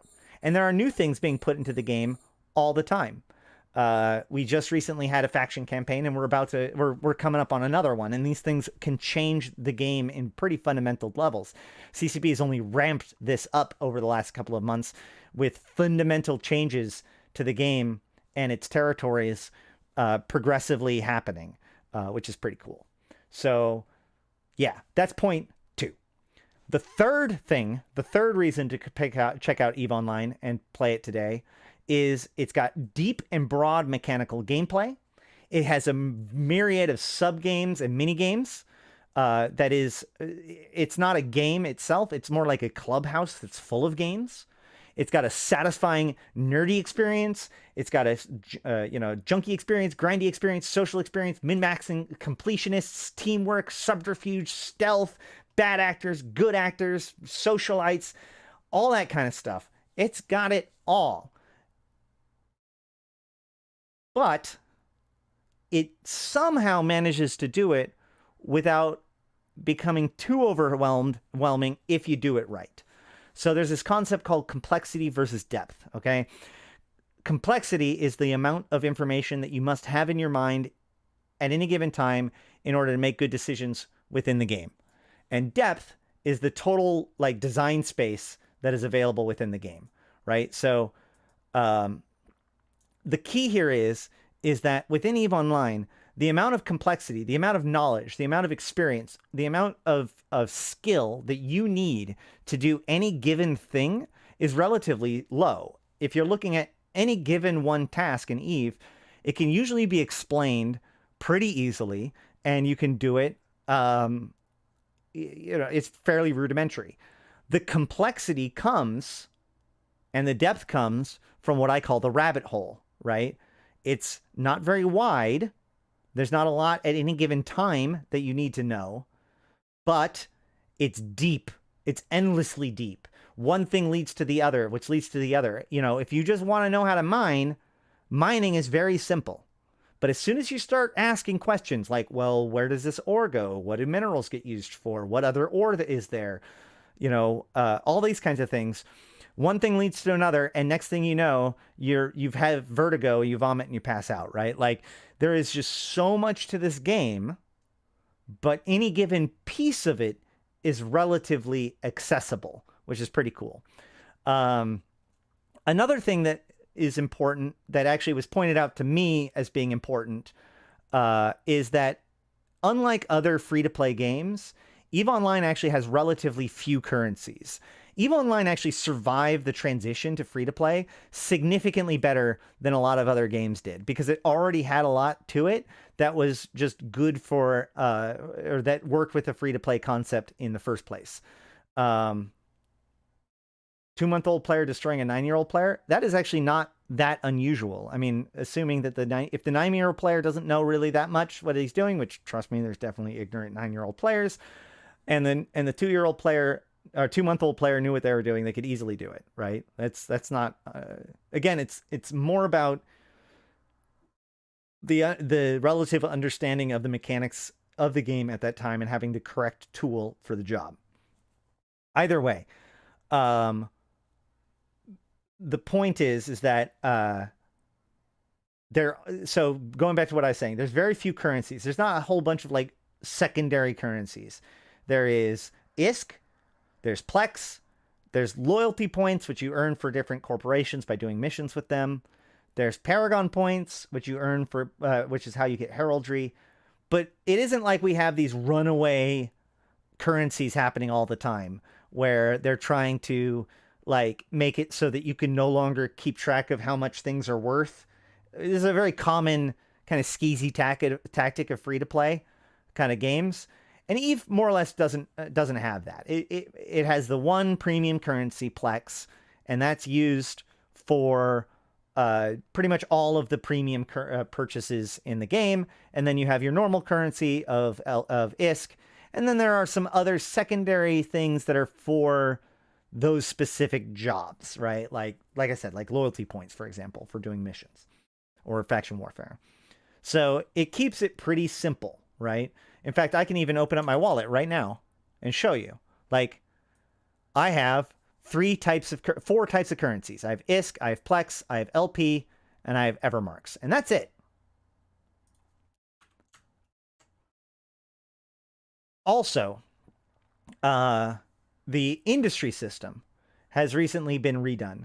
So, you know, there's layers of complexity from a very simple, you know, get the minerals and the blueprint and rub it together and get the thing, all the way up to the super complex where you have these chain where blueprints are being researched to make more advanced blueprints, or sorry, invented in order to make more advanced research stuff. And then, you know, rare minerals are being mined from goo or from moons and then used in reactions by different people in order to build the parts to build the advanced stuff. Like, it gets really, really complicated for the most advanced stuff and really, really simple for the simple stuff. And one of the things that they've done is that they've actually put in kind of this stepping stone where there's a simplified version of the more complex stuff that you can get into when you get into like faction ships, battleships, and capital ships. So there's all kinds of opportunities for industrialists, which reminds me to point out that everything in the game is built by players. The ships that you fly, the bullets that you shoot, all of that stuff is built or recovered by players. So it's not like any of it's necessarily like made for free or anything like that. Like, ships are built by the players. The economy is a real economy and you get to participate in it. And that's pretty cool. Likewise, ship fitting, right? Ship fitting is very, very interesting and complex. I actually have a long 6-hour video 6-hour pair of videos that goes into this sort of stuff. But not only do you have like over 500 kinds of ships, but every ship has their own setups with high slots for like weapons and stuff, mid slots, and low slots for different kind of defensive systems, offensive systems, E-War, whatever. You get to tweak and modify and play with these kinds of ships with different modules, even having different variations. Just the amount of variation in the idea of ship fitting alone is just astronomical. You will never get done with it. If you there are people that this is all they do is just play around with ship fitting concepts. So, you know, there's endless opportunities there. And then even once you have your ship, there's all different kinds of content to deal with, right? There's solo content. There's small gang, like 10, anywhere from 5 to 30 people, all the way up to large gang combat with hundreds, if not thousands of players all working together in order to kill the enemy team most of the time. And then if that isn't up for you, there's even smaller mini games, right? Exploration has an interesting hacking and scanning mini game in order to help you make money. Planetary interaction allows you to extract resources from planets in order to build things. Project Discovery is citizen science, allowing players to participate in various different projects of citizen science for in-game rewards, doing real things, including mapping the human genome, detecting exoplanets, and now detecting like cellular changes, trying to do research into COVID-19, right? These are all things that we have done or do through Project Discovery. So there's all kinds of crazy little opportunities for people off to the side as well. So great, lots to do, but now is the best time to do it. Why? Because CCP has spent the last 3 years making this game better for you, the new player. Sometimes at the expense of us experienced players, which is one of the reasons why you've probably heard people being upset about it if you have. But for new players, it's been fantastic. So when you first join the game, there'll be a kind of a tutorial that you go through, which gives you some of the basics with your flight navigator aura. But then from there, you get to participate in the career agents, which are basically going to teach you the basics of all of the different types of gameplay that you can do in the game, industry and all that sort of stuff. But then, this is the really cool part. This is the Air Career Program, okay? So the Air Career Program breaks the game into 4 different roles. You've got the Enforcer, which is more PvE, the Explorer, the Industrialist, and Soldier of Fortune, which is more PvP focused, right? And each of these things have different tasks. Everything from doing the career agents, which are the tutorial missions, to other things that are related to that thing. So I've got, you know, security missions, abyssal dead space, all kinds of different opportunities. This shows you where to go and what to do for all kinds of ideas of how to get into the game, right? Like if I want to get into abyssal dead space,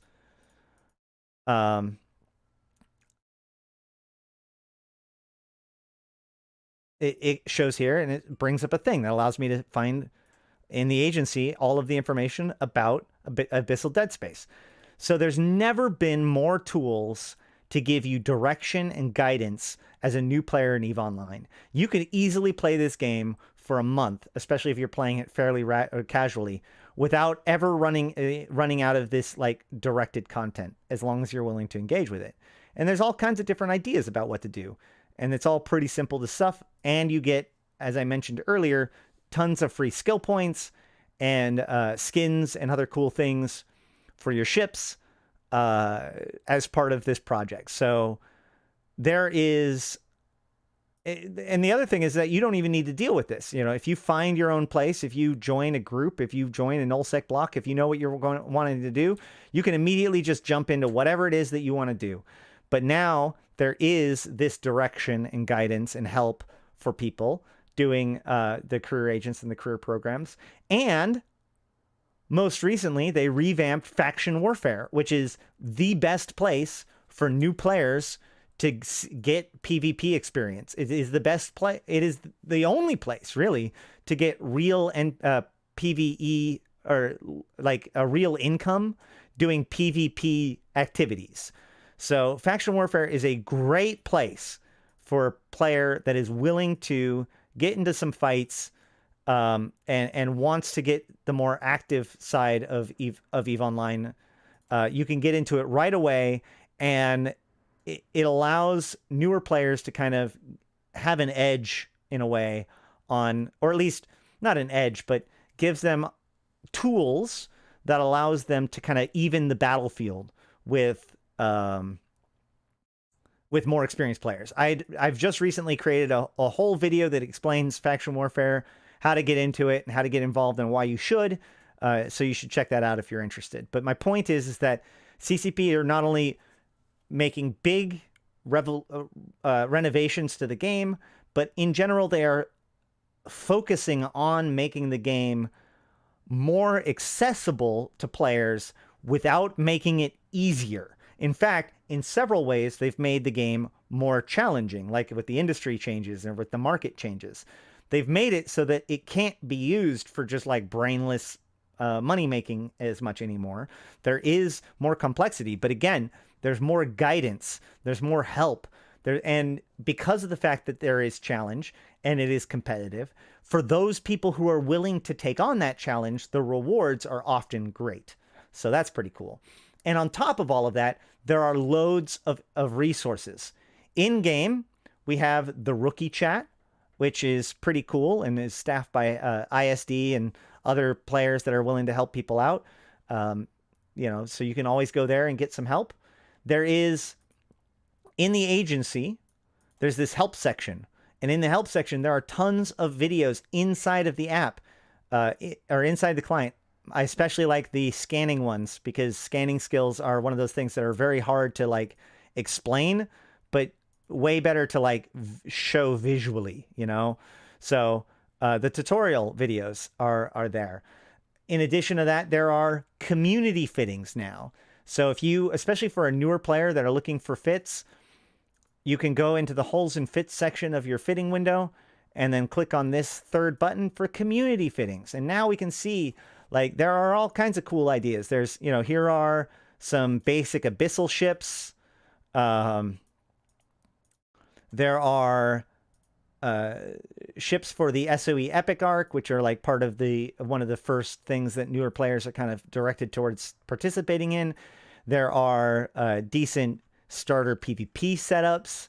Well, actually, this is a PvE setup, but like if I go to the frigates, especially, I think, yeah, Soldier of Fortune. So here's a decent PvP setup for a new player. All this stuff is designed for newer players. All of these things were vetted by the community. And there's some pretty good fits in there. So you can always check it out and start to get an idea of how to fit a ship. And then not necessarily in-game, but there is also the Eve Academy.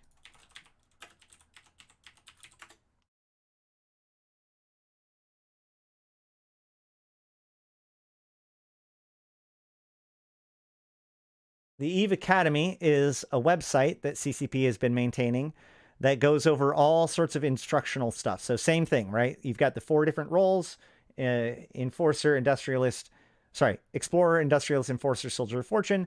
If you click on any of these, then you've got breakdowns, you've got videos, you've got types of things that you'll deal with as that role, all kinds of really, really great information. This was a combination of CCP and players working together to make a really good setup with information and guidance for people with videos, etc. And a lot of these videos are, of course, the videos that are available inside of the client as well. So those are kind of the official tools. But on top of that, we also have tons of other tools, right? One of the ones I'd like to recommend is Eve University. Eve University has, for as long as I've been playing the game, faithfully been maintaining a wiki that keeps track of almost everything, right? Like Eve University has a pretty good in-game presence as well. But like if I go here, I can go and look up anything. So I can look up Tristan, right? And here's the page on the Tristan. And so I can see, like, here's all the specs about it. Here's the details. Here's some stuff about tactics, all that kind of stuff. If I find a specific DED site, like a specific site I want to do. So let's say narcotics. Can I spell it right? Hold on. I don't think I spelled it right. Maybe I did. Sure. All right, let's say I find a Serpentis gas processing site while I'm doing exploration, right? Well, I can look it up here and it'll tell me exactly what kind of things I'm going to expect, what sort of things I should use, and maybe there'll even be a guidance, or if there's if it leads to anywhere like an escalation or something like that, that'll be here too. So pretty much every site in the game you can find here with some basic guidance and whatnot. And then on top of that, you can look up mechanics. Like, let's say I want to know more about how implants work. I can look up the implant section. And look, here's every implant and charts and how to do it. And then we can... here's a list of all of the implants divided by slot and by type and by everything. Just huge amounts of resources on this website, right? Next, we have Eve Workbench. Eve Workbench is a place to share and find fits. Now, not everything on here is like the perfect, but when I'm looking for a fit, this is usually where I go to start, right? I'll look for here and I'll look for something that seems to make pretty good sense. And then you can go here and export it, copy it here, and then paste it into the client. So I can go there and then come back to the client, open up my fitting window, go to this little cheeseburger menu and go import from clipboard, simulate. Boom, there's that fit. There's the fit that was on Eve Workbench a few seconds ago. Now it's in game. And I can see what my stats are with it. And I can see if I want to improve it all, you know, whatever. And then I can just hit buy all if I wanted to do it. And it'll give me a breakdown of the price and all that kind of stuff. Really cool stuff. And next, I wanted to show you Dotlan. Dotlan is your #1 go-to spot for navigation in Eve. It's got maps of every single space in the solar system, including the war zones and all of the different regions and everything like that. So if this is the website that everyone kind of goes to for information about what the status of the universe in EVE Online, where the sovereignty is, what's going on in faction warfare, etc. Now, Aderon.org, my group, we maintain our own faction warfare map, aderon.org/fw/map, where we show specifically the faction warfare systems and their current status, right? However, that actually reminds me that there is a new website. So this website is pretty cool. It shows a kill log and it shows historical information. But also CCP has recently come out with their own version of this. So now you can check on the faction warfare war zone from anywhere, both in this version, which gives information such as advantage and such, which is really nice. And also our map, which keeps track of like whether or not systems are going up or down. So lots of really good information, tactical information there. And of course, finally, I wanted to show off the fact that the Convocation of Empyreans, we maintain our own wiki, along with a bunch of tools and resources for people. So here we've got essential third-party tools, PIFA for building fits, Jave assets for managing your assets in stuff, EveMon for managing your character, skill plans and stuff like that. And PIFA, or PELD, which is a live damage meter, which you can see down below. So, you know, all kinds of stuff there. Plus we've got infographics. You know, here's all of the different damage types of the different pirates, which is useful. We've got the different ships and their threat profiles, all the different weapon systems and their ammo and their relative, you know, visual representations, and all of the new boosters from all of the login rewards and stuff like that. We've got, you know, all sorts of stuff. Websites with all kinds of other resources for anything you might want. Obviously, we've got Eve Uni and Eve Workbench should be here too, but we also have Pochvin and whatnot. And then, of course, you know, YouTubers, including myself, and Twitch streamers. There are just tons of people that are more than happy to teach you how to play the game. And while I do caution people to not necessarily let people know or let people tell you what is important or what you should be doing in EVE Online, having people teach you how to do what you want to do in EVE Online is critical. So, you know, there are good YouTubers and good Twitch streamers for almost any kind of play style you could possibly think of in EVE. There's somebody who wants to show you how to do it. So, and that's assuming that you don't find a group or whatever that can do it for you. So there's plenty of opportunities to get into EVE, and I hope I've showed you that there's plenty of reason to get into EVE Online, get started, and make sure that 2023, YC 125 as we like to call it, is your EVE year. Your year to get started, to get restarted, to dive deeper into, and to learn more about the game. This is the year to do it.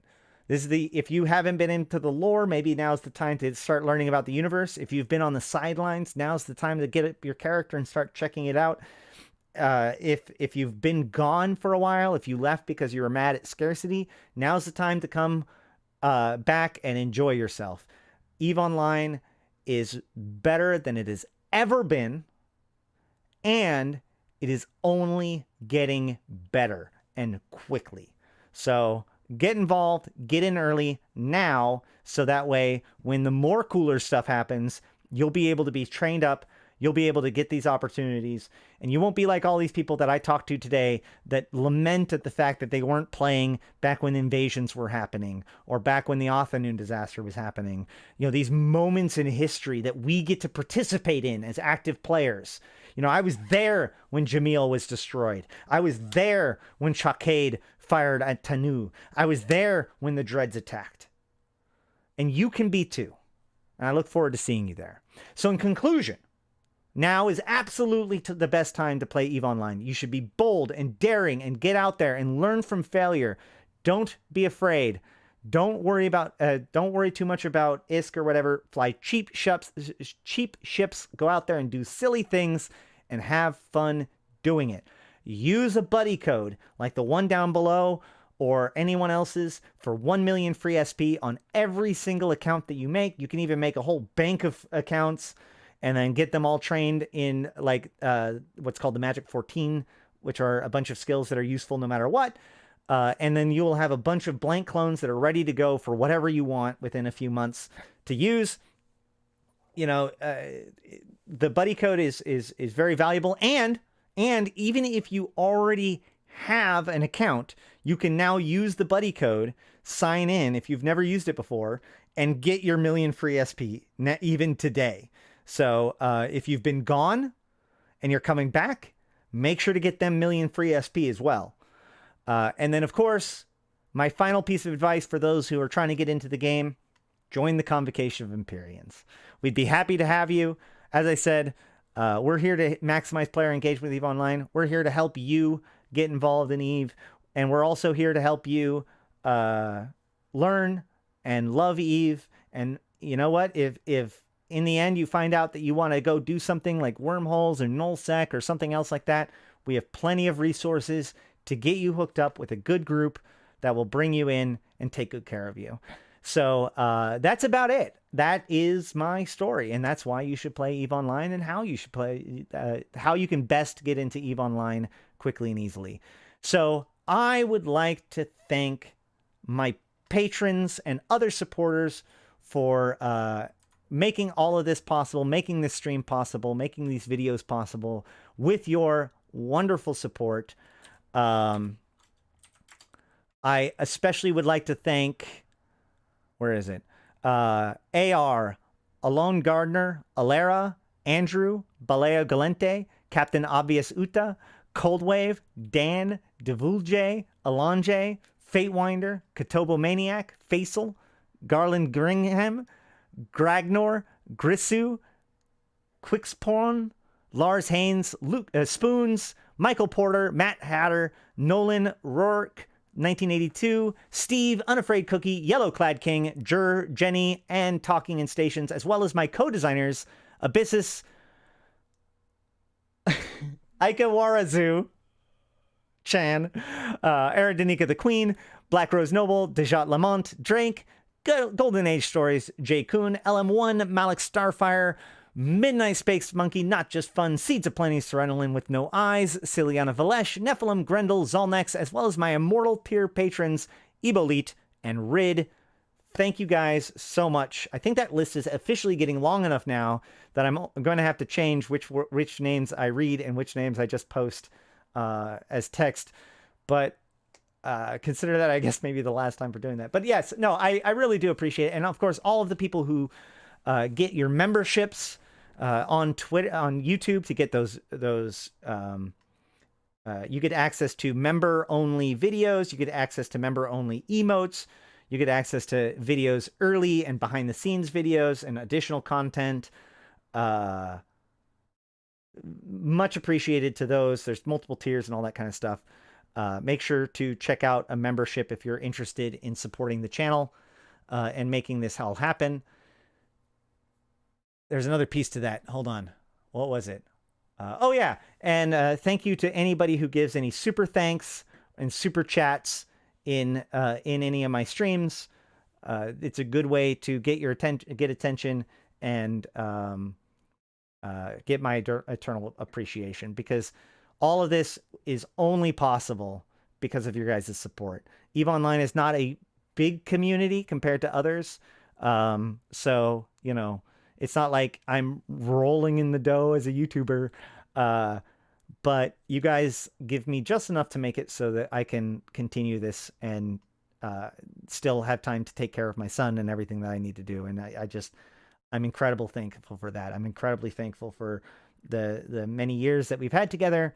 And I look forward to helping be your guide to EVE Online in YC 125. So I do want to also thank the Convocation of Empyreans. I want to give a special shout out to GM here in comms, our supply officer. She has taken on a challenge that I would not wish upon anyone, and she has done it with grace and effectiveness, and we could not be where we are without her.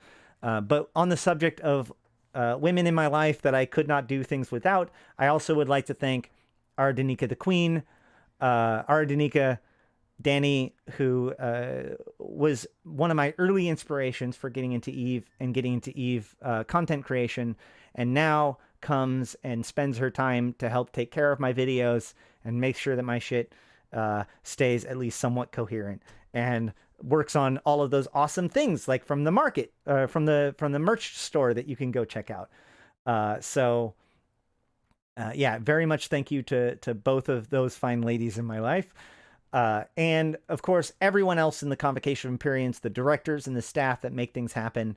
And for you guys, being willing to sit here during my streams, during my videos, watching it all the way through.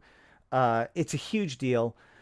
Given those of you who give likes to my videos, comments on my videos, I love you. I read all of the comments. I try to respond to as many as I can.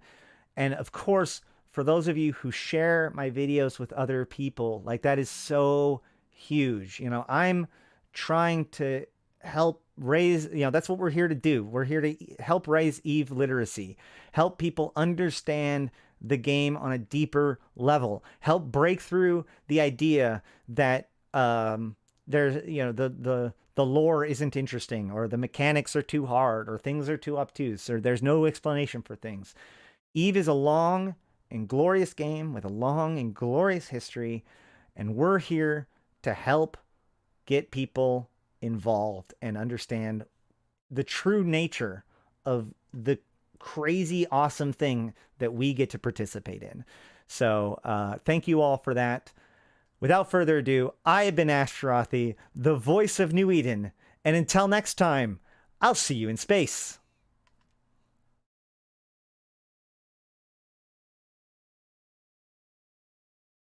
Woo!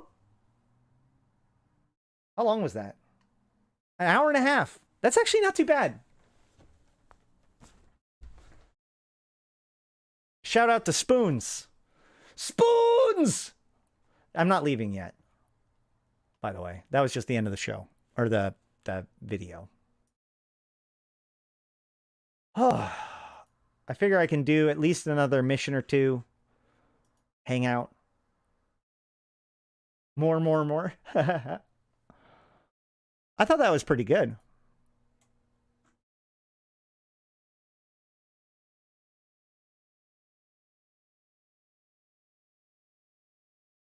Yeah, that was just that's the part that's going to get snipped and you know, put onto the actual YouTube, like, as a video.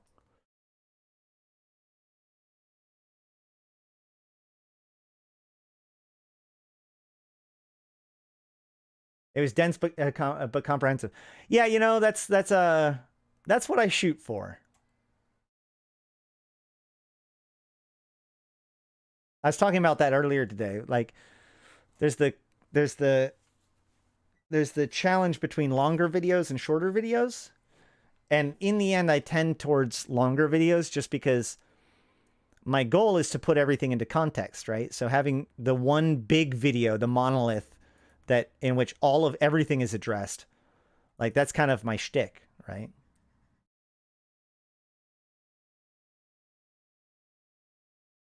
Setting up to do Cosmos missions.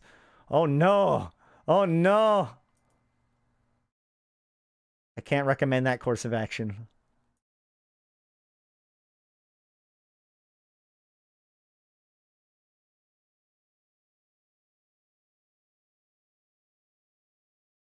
Thanks, Dustin.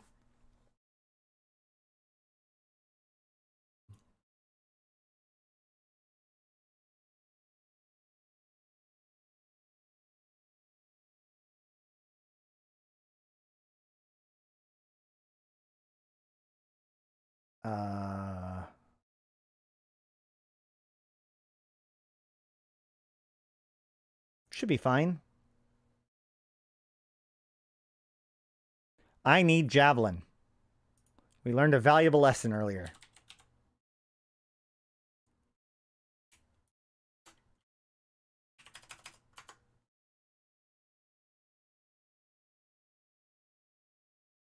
How far do I shoot with Javelin?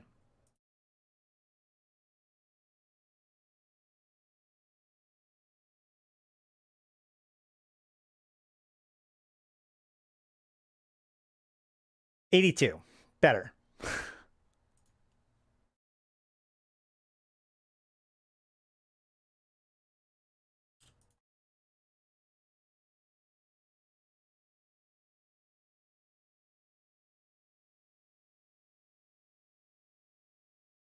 What are Cosmos missions? So Cosmos missions are basically like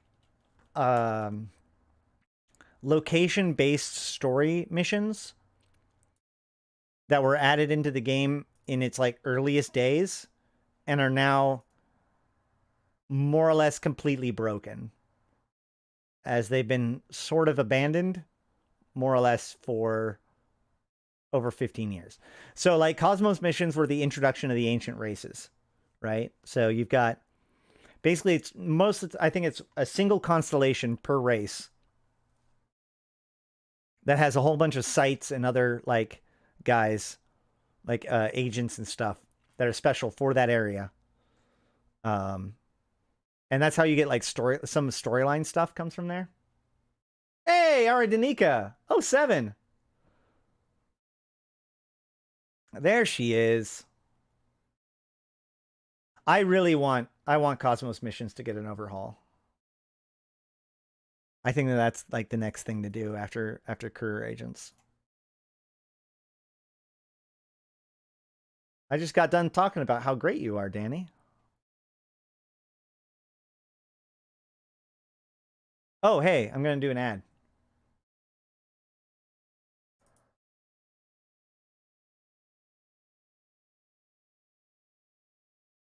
All right.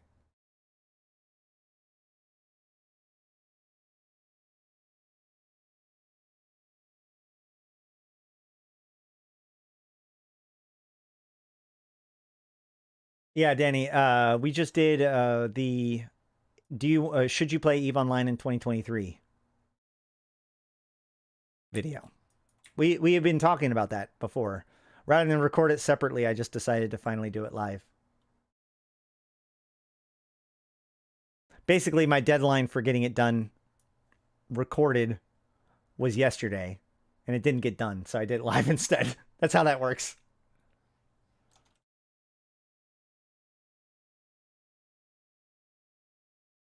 But yeah, I talked to people at the beginning of the stream, but there's a lot of new people in here now. Did everybody have a good Christmas? Anybody get anything particularly cool?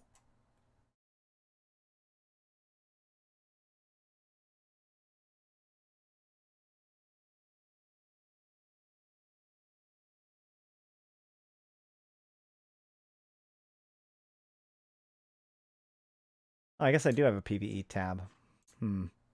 Probably should have done that instead.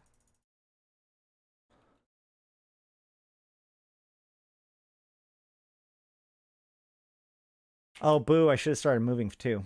Oh, well.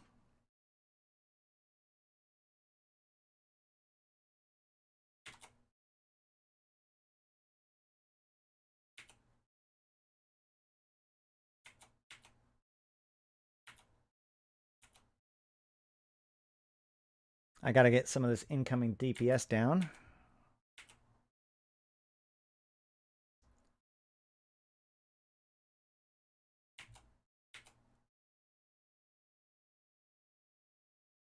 Jerome got us reservations to a fancy silent reading night. I got a Logitech racing wheel. What is a silent reading night?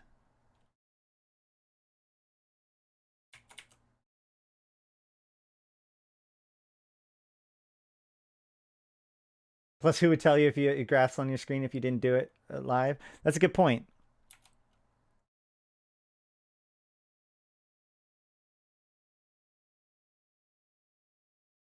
That is a very good point. Oh, I should turn off my recording.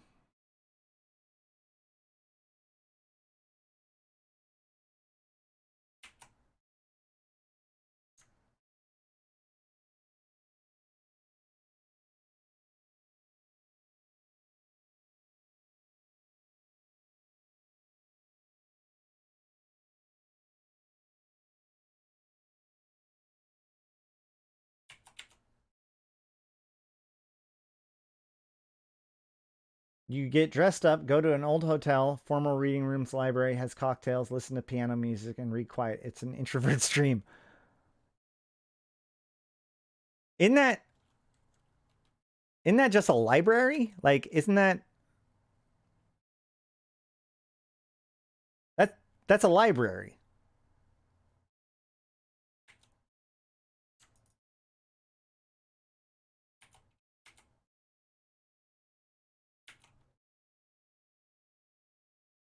A library, but capitalism. Okay. Well pointed.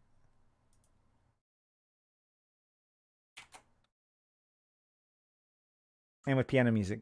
You guys don't have piano music in your library?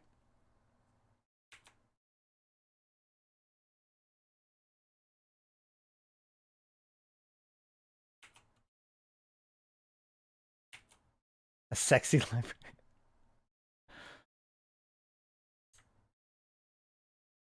What's unsexy about a library?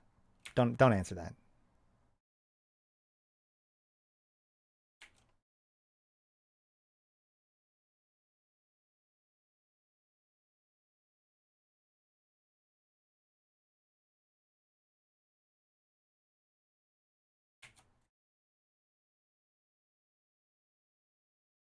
What damage type do I want to do against these guys? EM's probably good. They have more shields and armor, right? Yeah.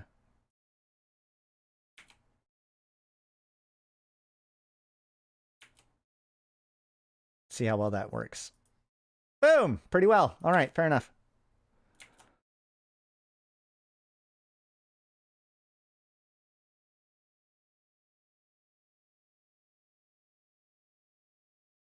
No, it really does sound good. I will say that, like, to me, it seems like, if anything, it seems very telling of where our society is at.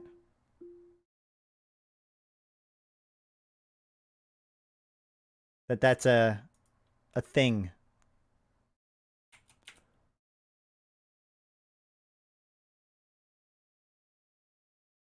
Because, like, ostensibly, all of that stuff that you could have at home, and I'm not downing it. It's a legit, like, it's an important, like, it's a good. We live in a society that's, like, trying to come to grips with the fact that things like movies and other stuff like that aren't the sort of thing that people go and do socially out and about anymore, because, like, you've got it at home.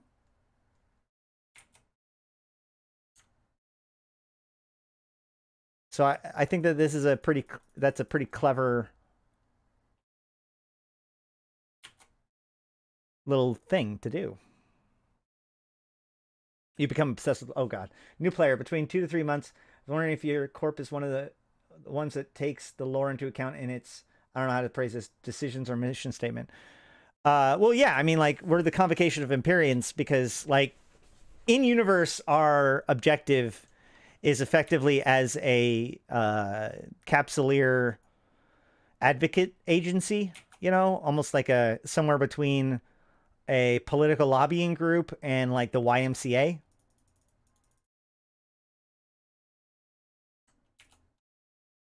And obviously, Aderon Robotics has their own history too. In fact, I have a video about Aderon Robotics that talks about the whole history of in the lore of it all.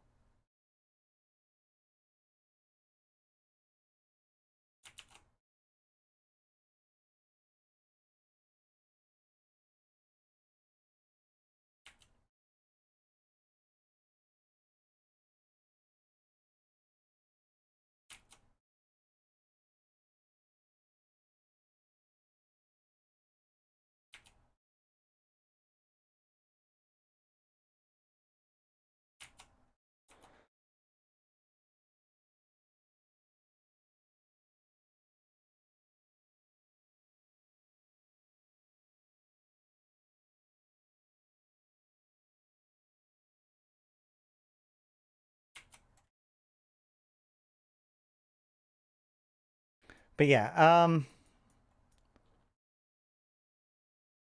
I'd say like we're definitely not like EM or Pi or one of those groups that are like defined by their relationship to the lore.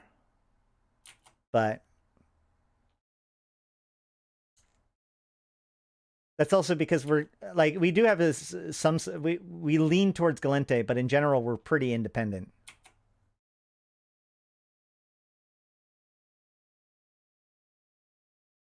The thing about Eve is that everyone is role playing, even if you don't want to be, even if you don't think you are. Because like, even if you have no idea what the hell's going on, like you're still an immortal capsuleer, and guess what? Most of the immortal capsuleers don't know what the hell's going on, so it just checks out. I mean, you're a monster. If you don't want to bother yourself with the affairs of humans, well, you wouldn't be alone in that.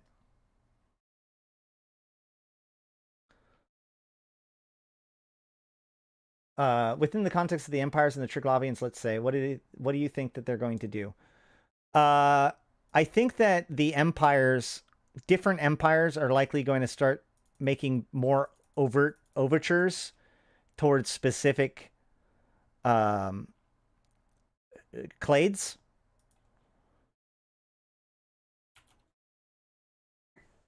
I think that one of the Ugali situation is, of course, primed to heat up, and there's even some pretty good suggestions from the end of the last faction campaign that the next faction campaign is going to involve Ugalis, or at least the Pegalar constellation that it's in.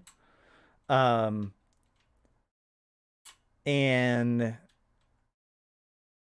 we have they're clearly, the Amar at least, and technically the Kaldari too, are clearly working on new Triglavian transmuter technology. So we'll have to see where that goes too, and how much secret information that they've gotten. As far as the Ugali situation goes, my biggest question is, what ancient artificial intelligence or other thing like that woke up in Ugalis, and what have they done to it?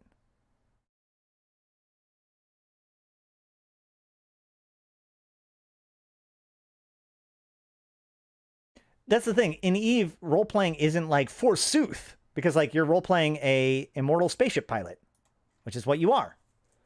Gosh darn it! It must have like, yeah.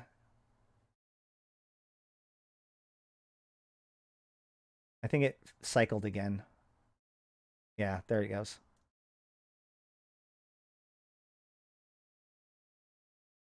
Did we ever learn what the Kaldari are doing with the trig data? No. That's what we learn next, I think. No. I wouldn't say that well, that's actually an interesting theory, that the Paragon AI is built off of the sleeper, or the whatever the ancient precursor thing that they found was. But no, I think that Iris was in development for a while, and I don't think that Derail would have allowed Iris to be released out of the precursor tech. I could be wrong. But it is interesting that like we're giving AI human bodies, right? What ship is the one? Is this one? A very tanky and strong DPS. My Gila can't get that much DPS from Mordu's in this mission. About the only one plus the bonus pocket and angel extravaganza. Which ship is this one? If you want the ship that's a little bit better than the Gila, it would be the Rattlesnake, right? There's very little on its class for PvE than the Gila.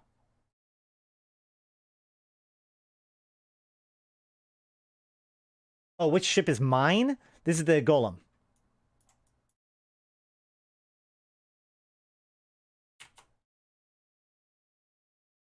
Yeah, it's a double target painter Golem. The Golem has target painter bonuses. So with the double target painter, it makes everything huge.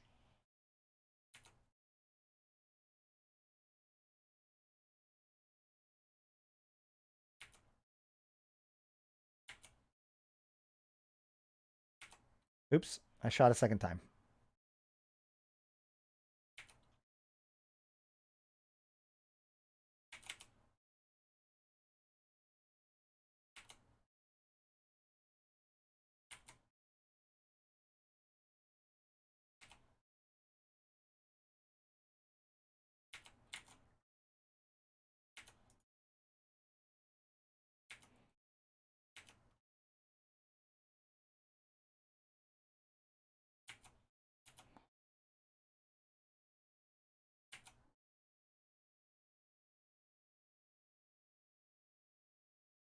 By the way, I was on Sissy and Iris banged on my UI and forced me to try a catalyst and go get a gift skin from the hacked that she hacked. Yeah. That event is given to anybody when they first achieve at least 750 points in the air career program.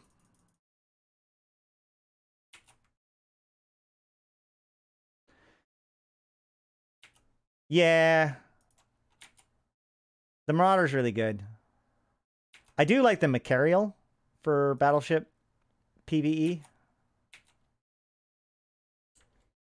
And for almost everything else, I guess, to be honest.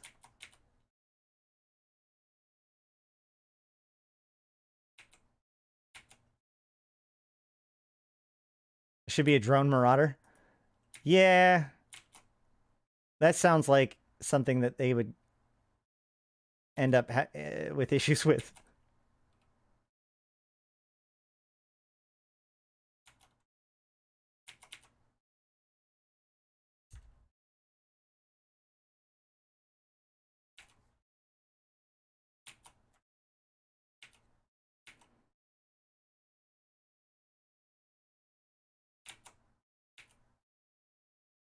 It's called a sin. Yeah, I mean, like, that's actually a fairly decent argument. I want a Triglavian Marauder. It felt so forced that make me feel like it's not really a nice AI. It is a bit ominous. Iris is a bit ominous.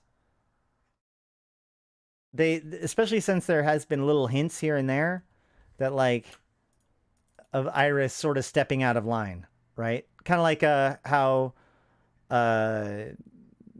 Aura is a bit unnerved by the fact that Iris can just take over your navigational systems or your visual display systems, I should say. And she's like, "Oh, just trying to help out, dearie." It's like, okay. And like she says something in the initial interview too. Which, by the way, I did a recording of the initial interview with Iris, where GM here was the voice of Iris, and she did a fantastic job.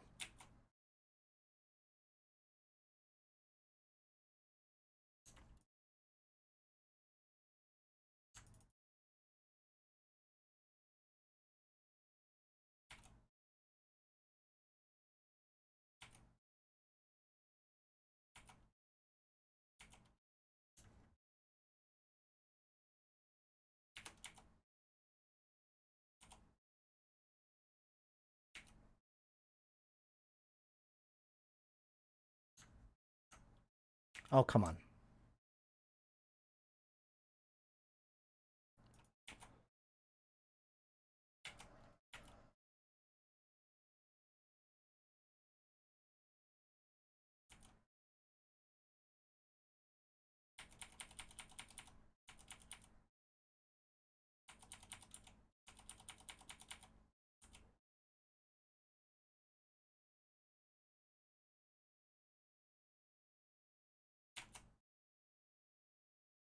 I think the community in Eve is really good amongst MMOs I've player for the last 20 years. Excellent. Yeah, I mean, like, the thing is that Eve honestly has some of the best and worst to offer. But again, it's like Eve is that way because it's a reflection of us, you know? But while almost all online games has a bit of a toxicity problem, I think that Eve kind of actually has some pretty decent defenses against the toxicity problem. Is all of COE in faction warfare or just AR? Only Aderon Robotics is in faction warfare. The main convocation of Empyreans is not. Like right now, this character is in the convocation of Empyreans and therefore not in faction warfare.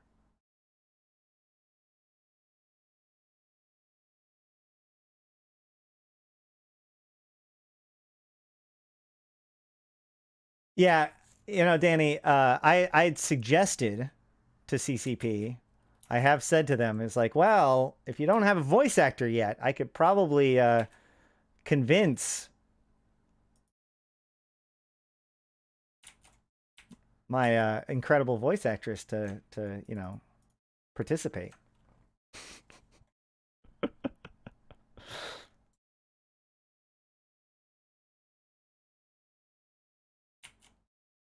Hey, LMOTB, thank you for that membership. 07 to you. Welcome.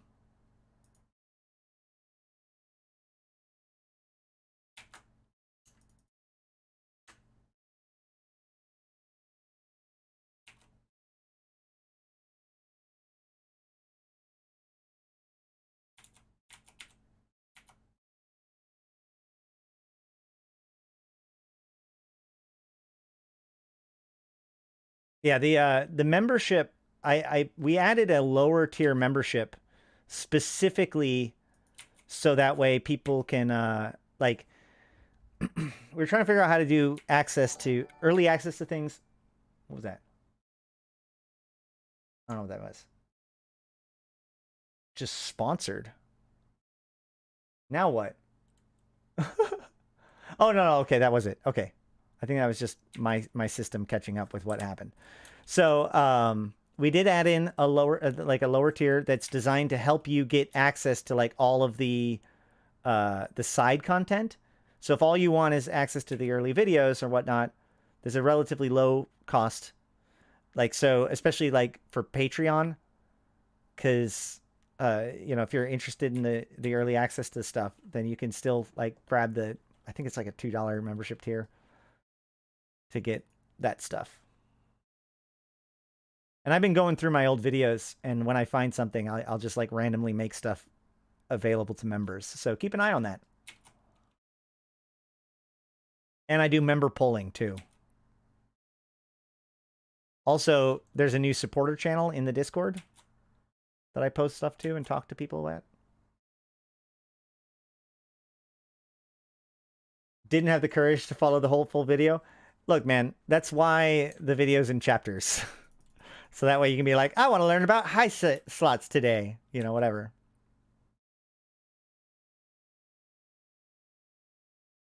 I feel you, man. I wouldn't want to sit through 6 hours of it either.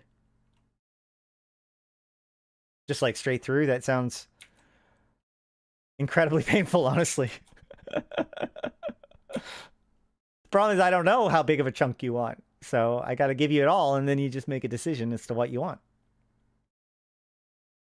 My main is an EM, and I'm looking for a corp to put my hauling alt in. That's lore friendly. You can go to Jita. We also are we are blue to EM somehow still. I don't know how long that's going to last. All things considered, if they want to keep working with what's their names, Phoenix Naval Systems, but you know, for the time being, we're blue to EM.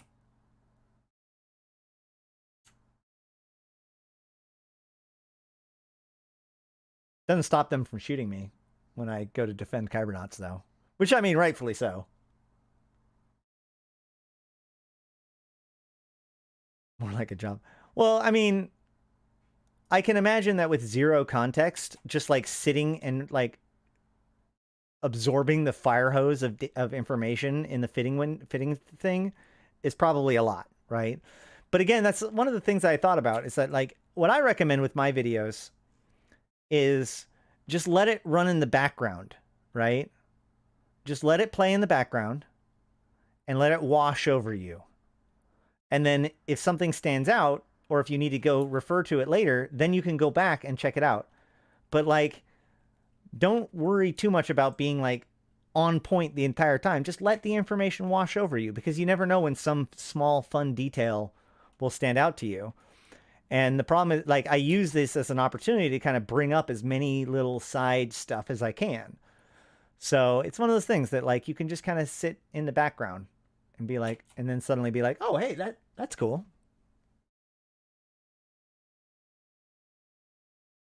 What's good in Eve also is that it's not a game like WoW, like keen and patient guys. Well, you know, you're right, but at the same time, I also don't like. I think that we talk about that too much.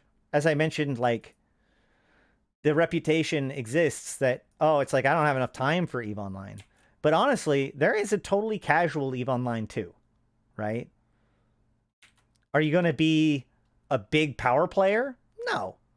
But if you want to be an explorer, if you just want to go lose your fucking self somewhere, just grab a Proteus. And then it doesn't matter if you log in this week or next week, you know? Log in when you can, go have your little adventure. There's a place for Eve. There's a place in Eve for everyone. This is one of the things that I don't like about people being like, "Oh yeah, Eve is such a niche game, you know, whatever. It's just a niche game, you know. You're not going to get everybody." It's not that niche of a game.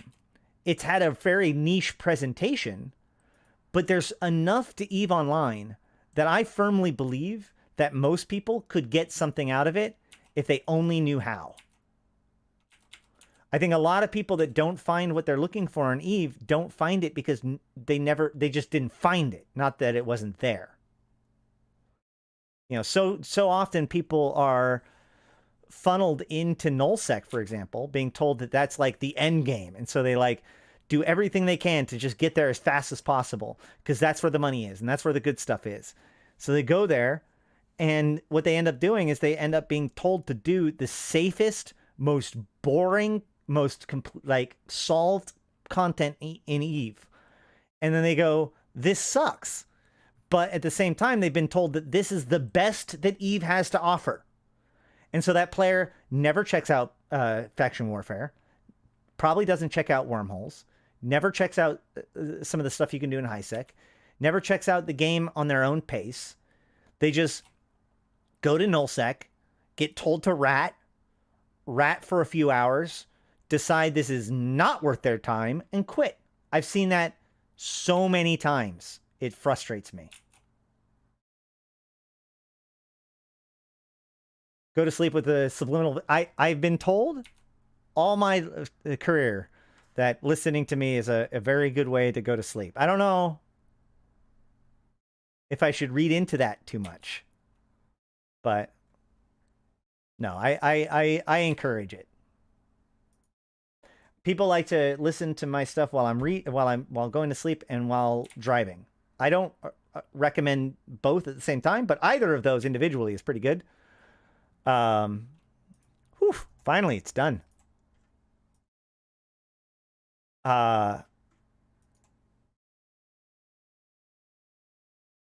Which reminds me, one of the other big things.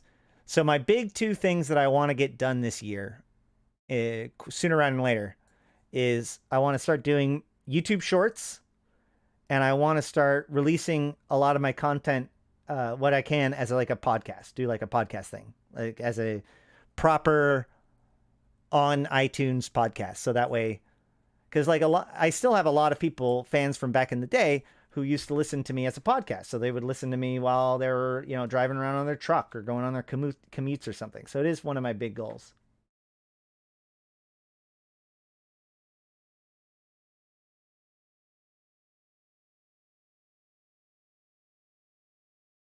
Yeah, Donald, I'm sorry. I wasn't saying that. I wasn't disagreeing with you. I was keying off of that.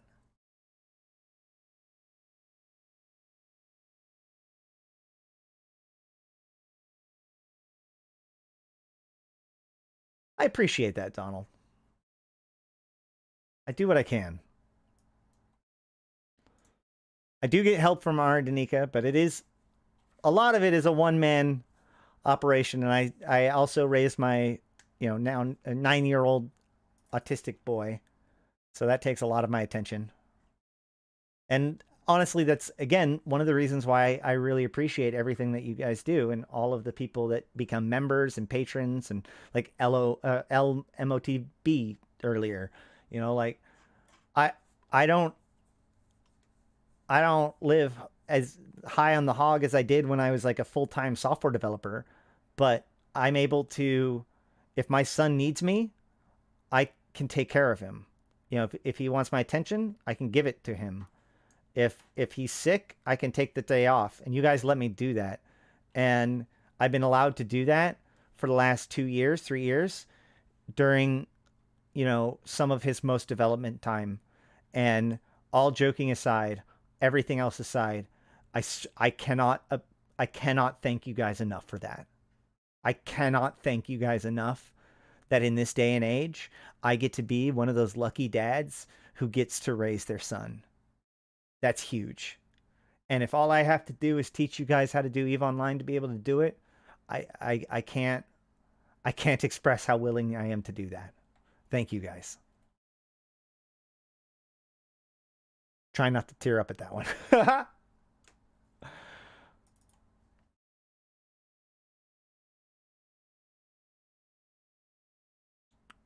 Retrieve the cargo from the warehouse. Thanks.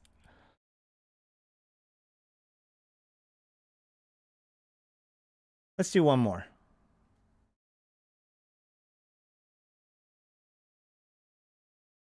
Blood Raiders. So I want to do EM, right? I think we've got good EM.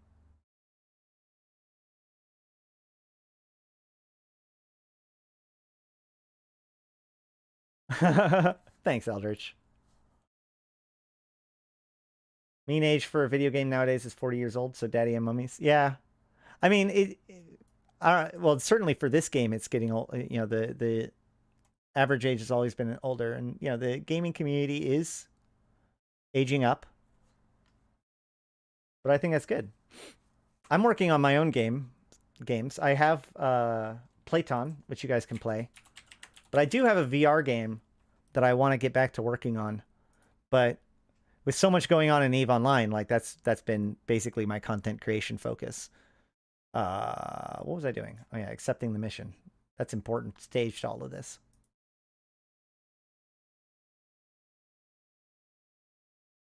I remember I was supporting you on Twitch a bit back, but I wasn't able to find you there recently when I looked. I'm just on YouTube. I will give an update to that. Like, so for some reason, I can only imagine that somebody like false reported me. I don't even know, but I got banned from Twitch, and I don't know why. They've never told me why. They said it was for repeated infractions, even though I've never had an infraction, and they never said what it was. And I appealed it, and I've yet to receive any kind of response from it. So I don't know what the hell just happened. I know that a lot of there's several other Twitch streamers that got banned at around that same time. But it doesn't matter to me because YouTube is just so much better of a platform for me in general, that the only reason why I was sticking with Twitch was because I was a Twitch partner, right? That felt like too big of a thing to give up just voluntarily. So I got freed from that, and now I do YouTube, which I think, like I said, I think it ends up being better.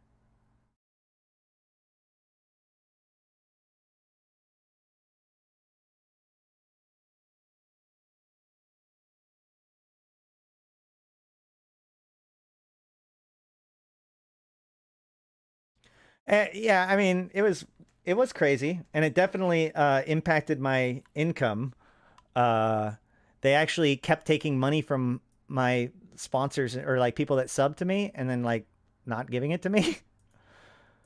Uh, and you know, there isn't YouTube Premium, or you know, there isn't like a Twitch there YouTube Prime in the same way as there's a Twitch Prime. Oh no!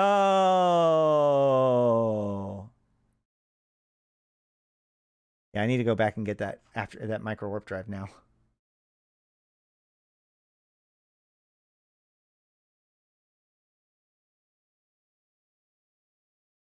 Yeah, like I said, I just found it as an excuse to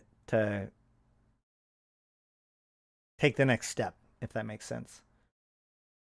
But that's also why, like, but yeah, so people like the patrons and all that stuff have been really good for this sort of stuff because yeah, my income definitely did take a hit by moving to YouTube so far.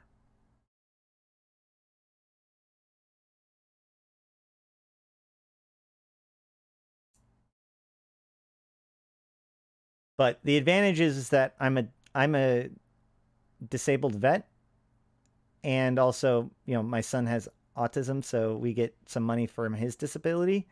So like my basic rent and food and stuff like that is more or less provided for. So you guys help make sure that you know I can pay the bills, the other bills, and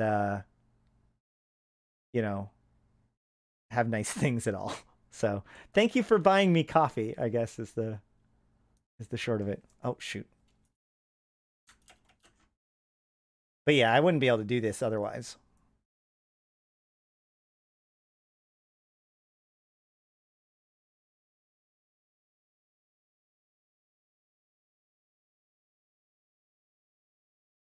I'm gonna play another ad.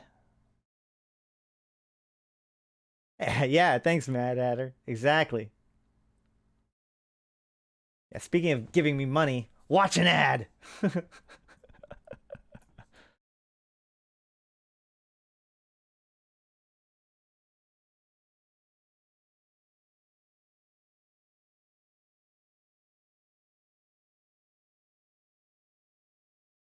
Well, I just got a new job, so as soon as things get up to speed, hey man, awesome.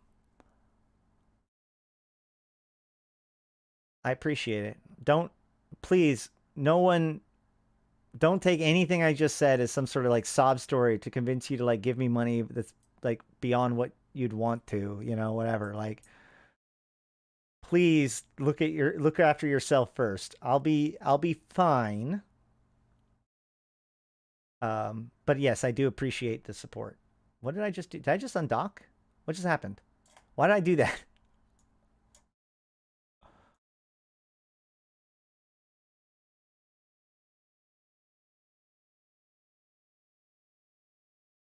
Still running. Yeah, I've got. I'm gonna finish. I'm gonna do this mission and then be done probably.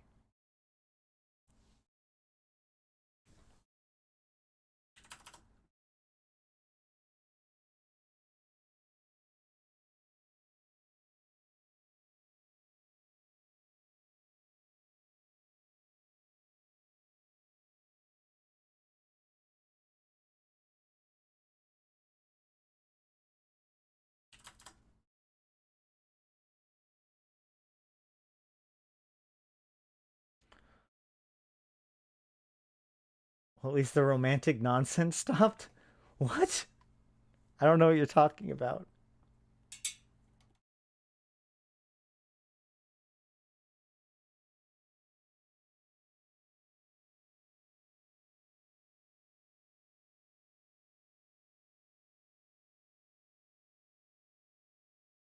Are you talking about the video telling people to play Eve Online? How is the answer not no to playing Eve Online in 2023? But I don't see so much solo-minded folks not interested in PvP to be for solo-minded folks not interested in PvP to be interested in, especially with dev replies on Steam saying Eve is just PvP. Uh, well, a it really depends on your definition of solo. You know, like somebody can be solo, like you can be in the convocation of Empyreans and be a solo pilot. We have several of them.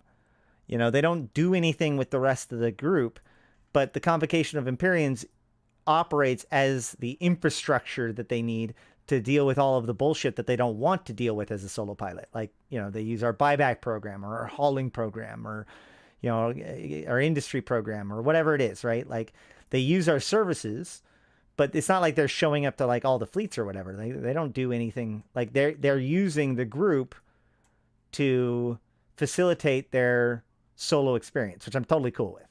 You know, so there is that. Do you plan on doing some videos about the commercial aspects of the games? Doesn't sound very clear to me.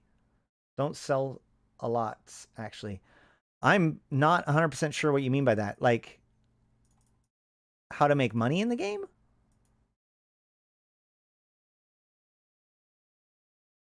My rose-colored glasses. Man, all I'll say, what I can say to that is, for 2 years, CCP was telling us what they were doing. And everybody was either A, ignoring them, or B, outright lying about it when they talked about it internally. What did I get rid of if my ballistic control unit is there? What did I remove? What did I remove? I removed my shield booster.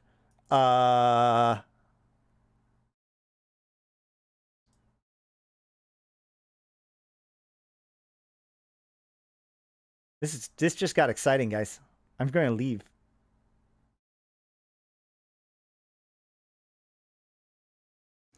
This suddenly became a blitz mission.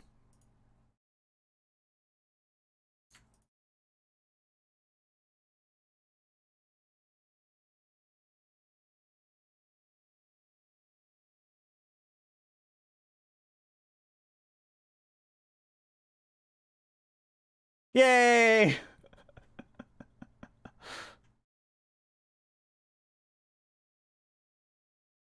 Like marketeering?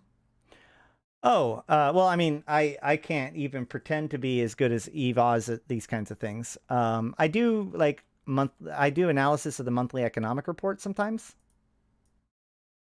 I will say that right now, if you want to make money, you should definitely look into selling ships on the Paragon stations.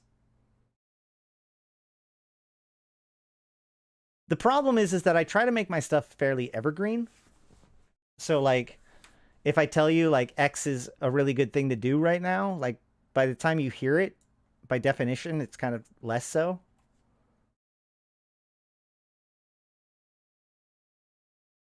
So I'll teach people how to do things. You know, here's a comprehensive guide to industry. That's actually one of the ones that I want to do next. But it's up to you to figure out where the edge is at any given time. That said, I would go look at Paragon stations, exploration T1 frigates, ventures, mining barges, destroyers.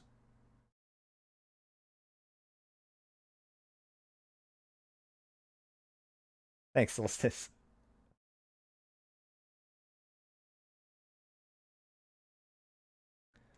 Well, yeah, again, the thing about like teaching people like about market opportunities is that like by definition, the mere act of saying that it is an opportunity changes it, right? All right. Oof. I think that's going to be good for today. Tomorrow is Wednesday, and I have Wednesdays off. And then Thursday, I have an appointment that goes a little bit, goes up to about 30 minutes past when I normally start the show. So keep an eye on my YouTube. I will have the pre-show thing up that day. And I may still start on time, but I'll probably start a little bit late that day. No show tomorrow. Arydanika and I are going to be working on getting the last two chapters of the last chapters of Theodicy out. There's the Faction Warfare video out. And of course, I need to get this video edited and out,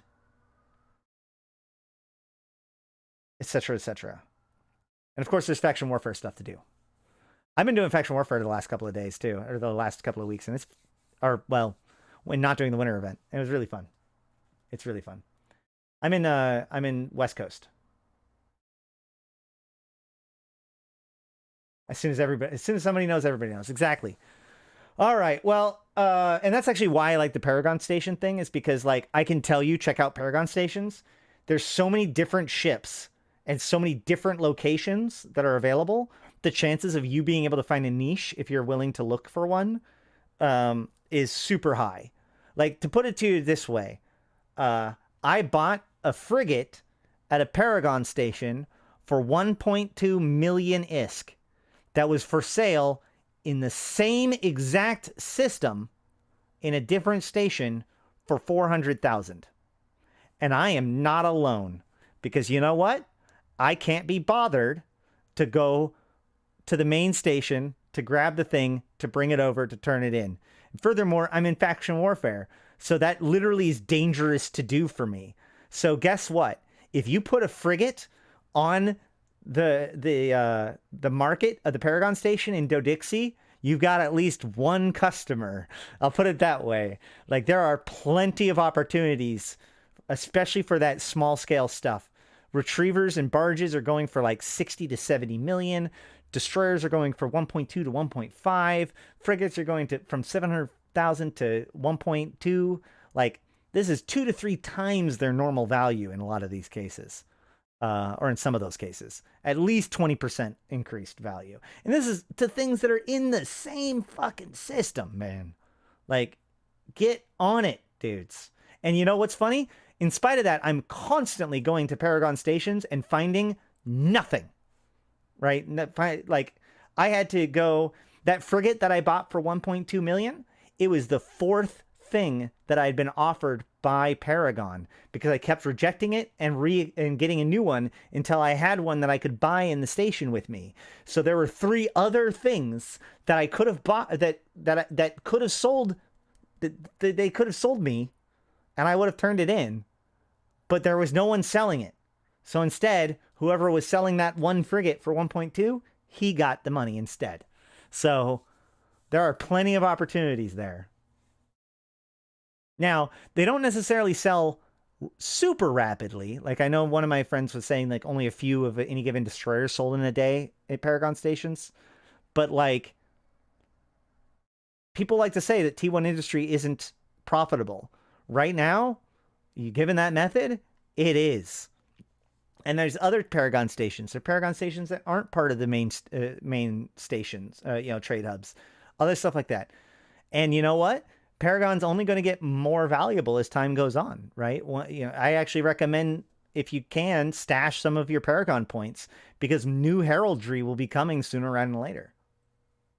Also, since we're talking about Paragon, I do want to point out something that's really weird. CCB does watch my show, so in the event that CCB is watching, I do want to show this because it's pretty funny. Oh, shoot. I can't show it. Hold on. How close is the closest Paragon station? I can't show it right now. But so in the Paragon, they said that there's like all cruisers and below T2, and then all of like the industrial ships have logos right now. So, and that's true. You can get it for the Orca, you can get it for the Hulk, you can get it for the Rorqual, you can get it for the Crane, you can get it for the Buster. Oh wait, no, you can't. For some reason, I'm not sure why, the Bustard, the Caldari Deep Space Transport, does not have logos. All of the other Deep Space Transports do. All of the other ship lines have all 4 races or more in available.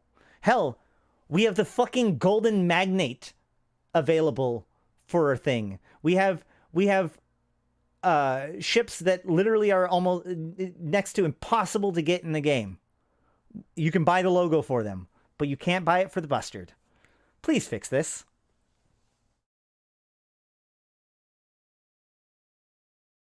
T1 is profitable. In 2 weeks, I made 1.5 billion ISK from frigate hulls. Dang.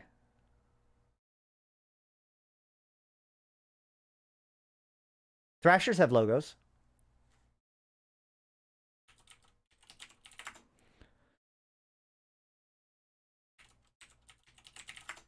By the way, I don't have a logo to show right now, but I can kind of give you guys an idea.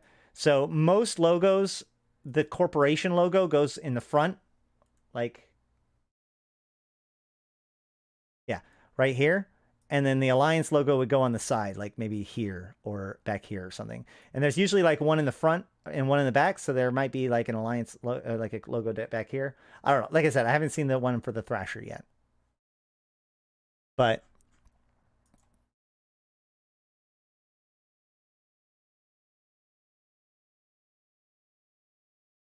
if we simulate it. Oh, no? No? How do I tell? I guess not. Oh, well. That is one of the things, is that like the heraldry system is kind of still very bare bones. I can't check to see, like, I can't easily see which ones I have, I don't think. Oh, no, I can see which ones I have. But I can't, like, see what the emblem looks like on any given ship. So hopefully that gets fixed before they put in any new cosmetic stuff available.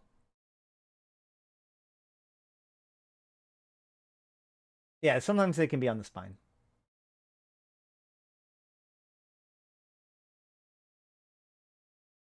Well, all right. In that case, yeah, I'm going to wrap things up. Thank you guys so much for being here. I will see you on Thursday. Please check out the YouTube videos that are there, including the new Faction Warfare video. Let me actually go link it.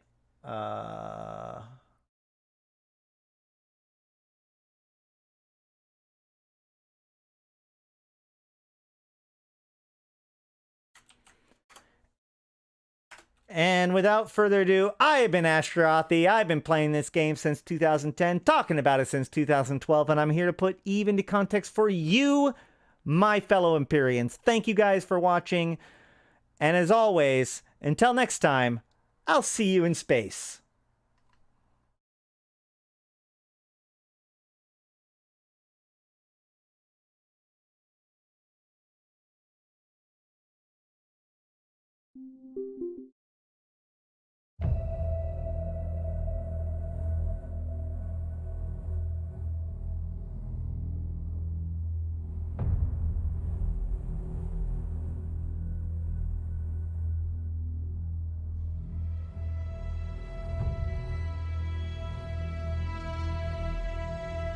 Bring on the wrecking machine.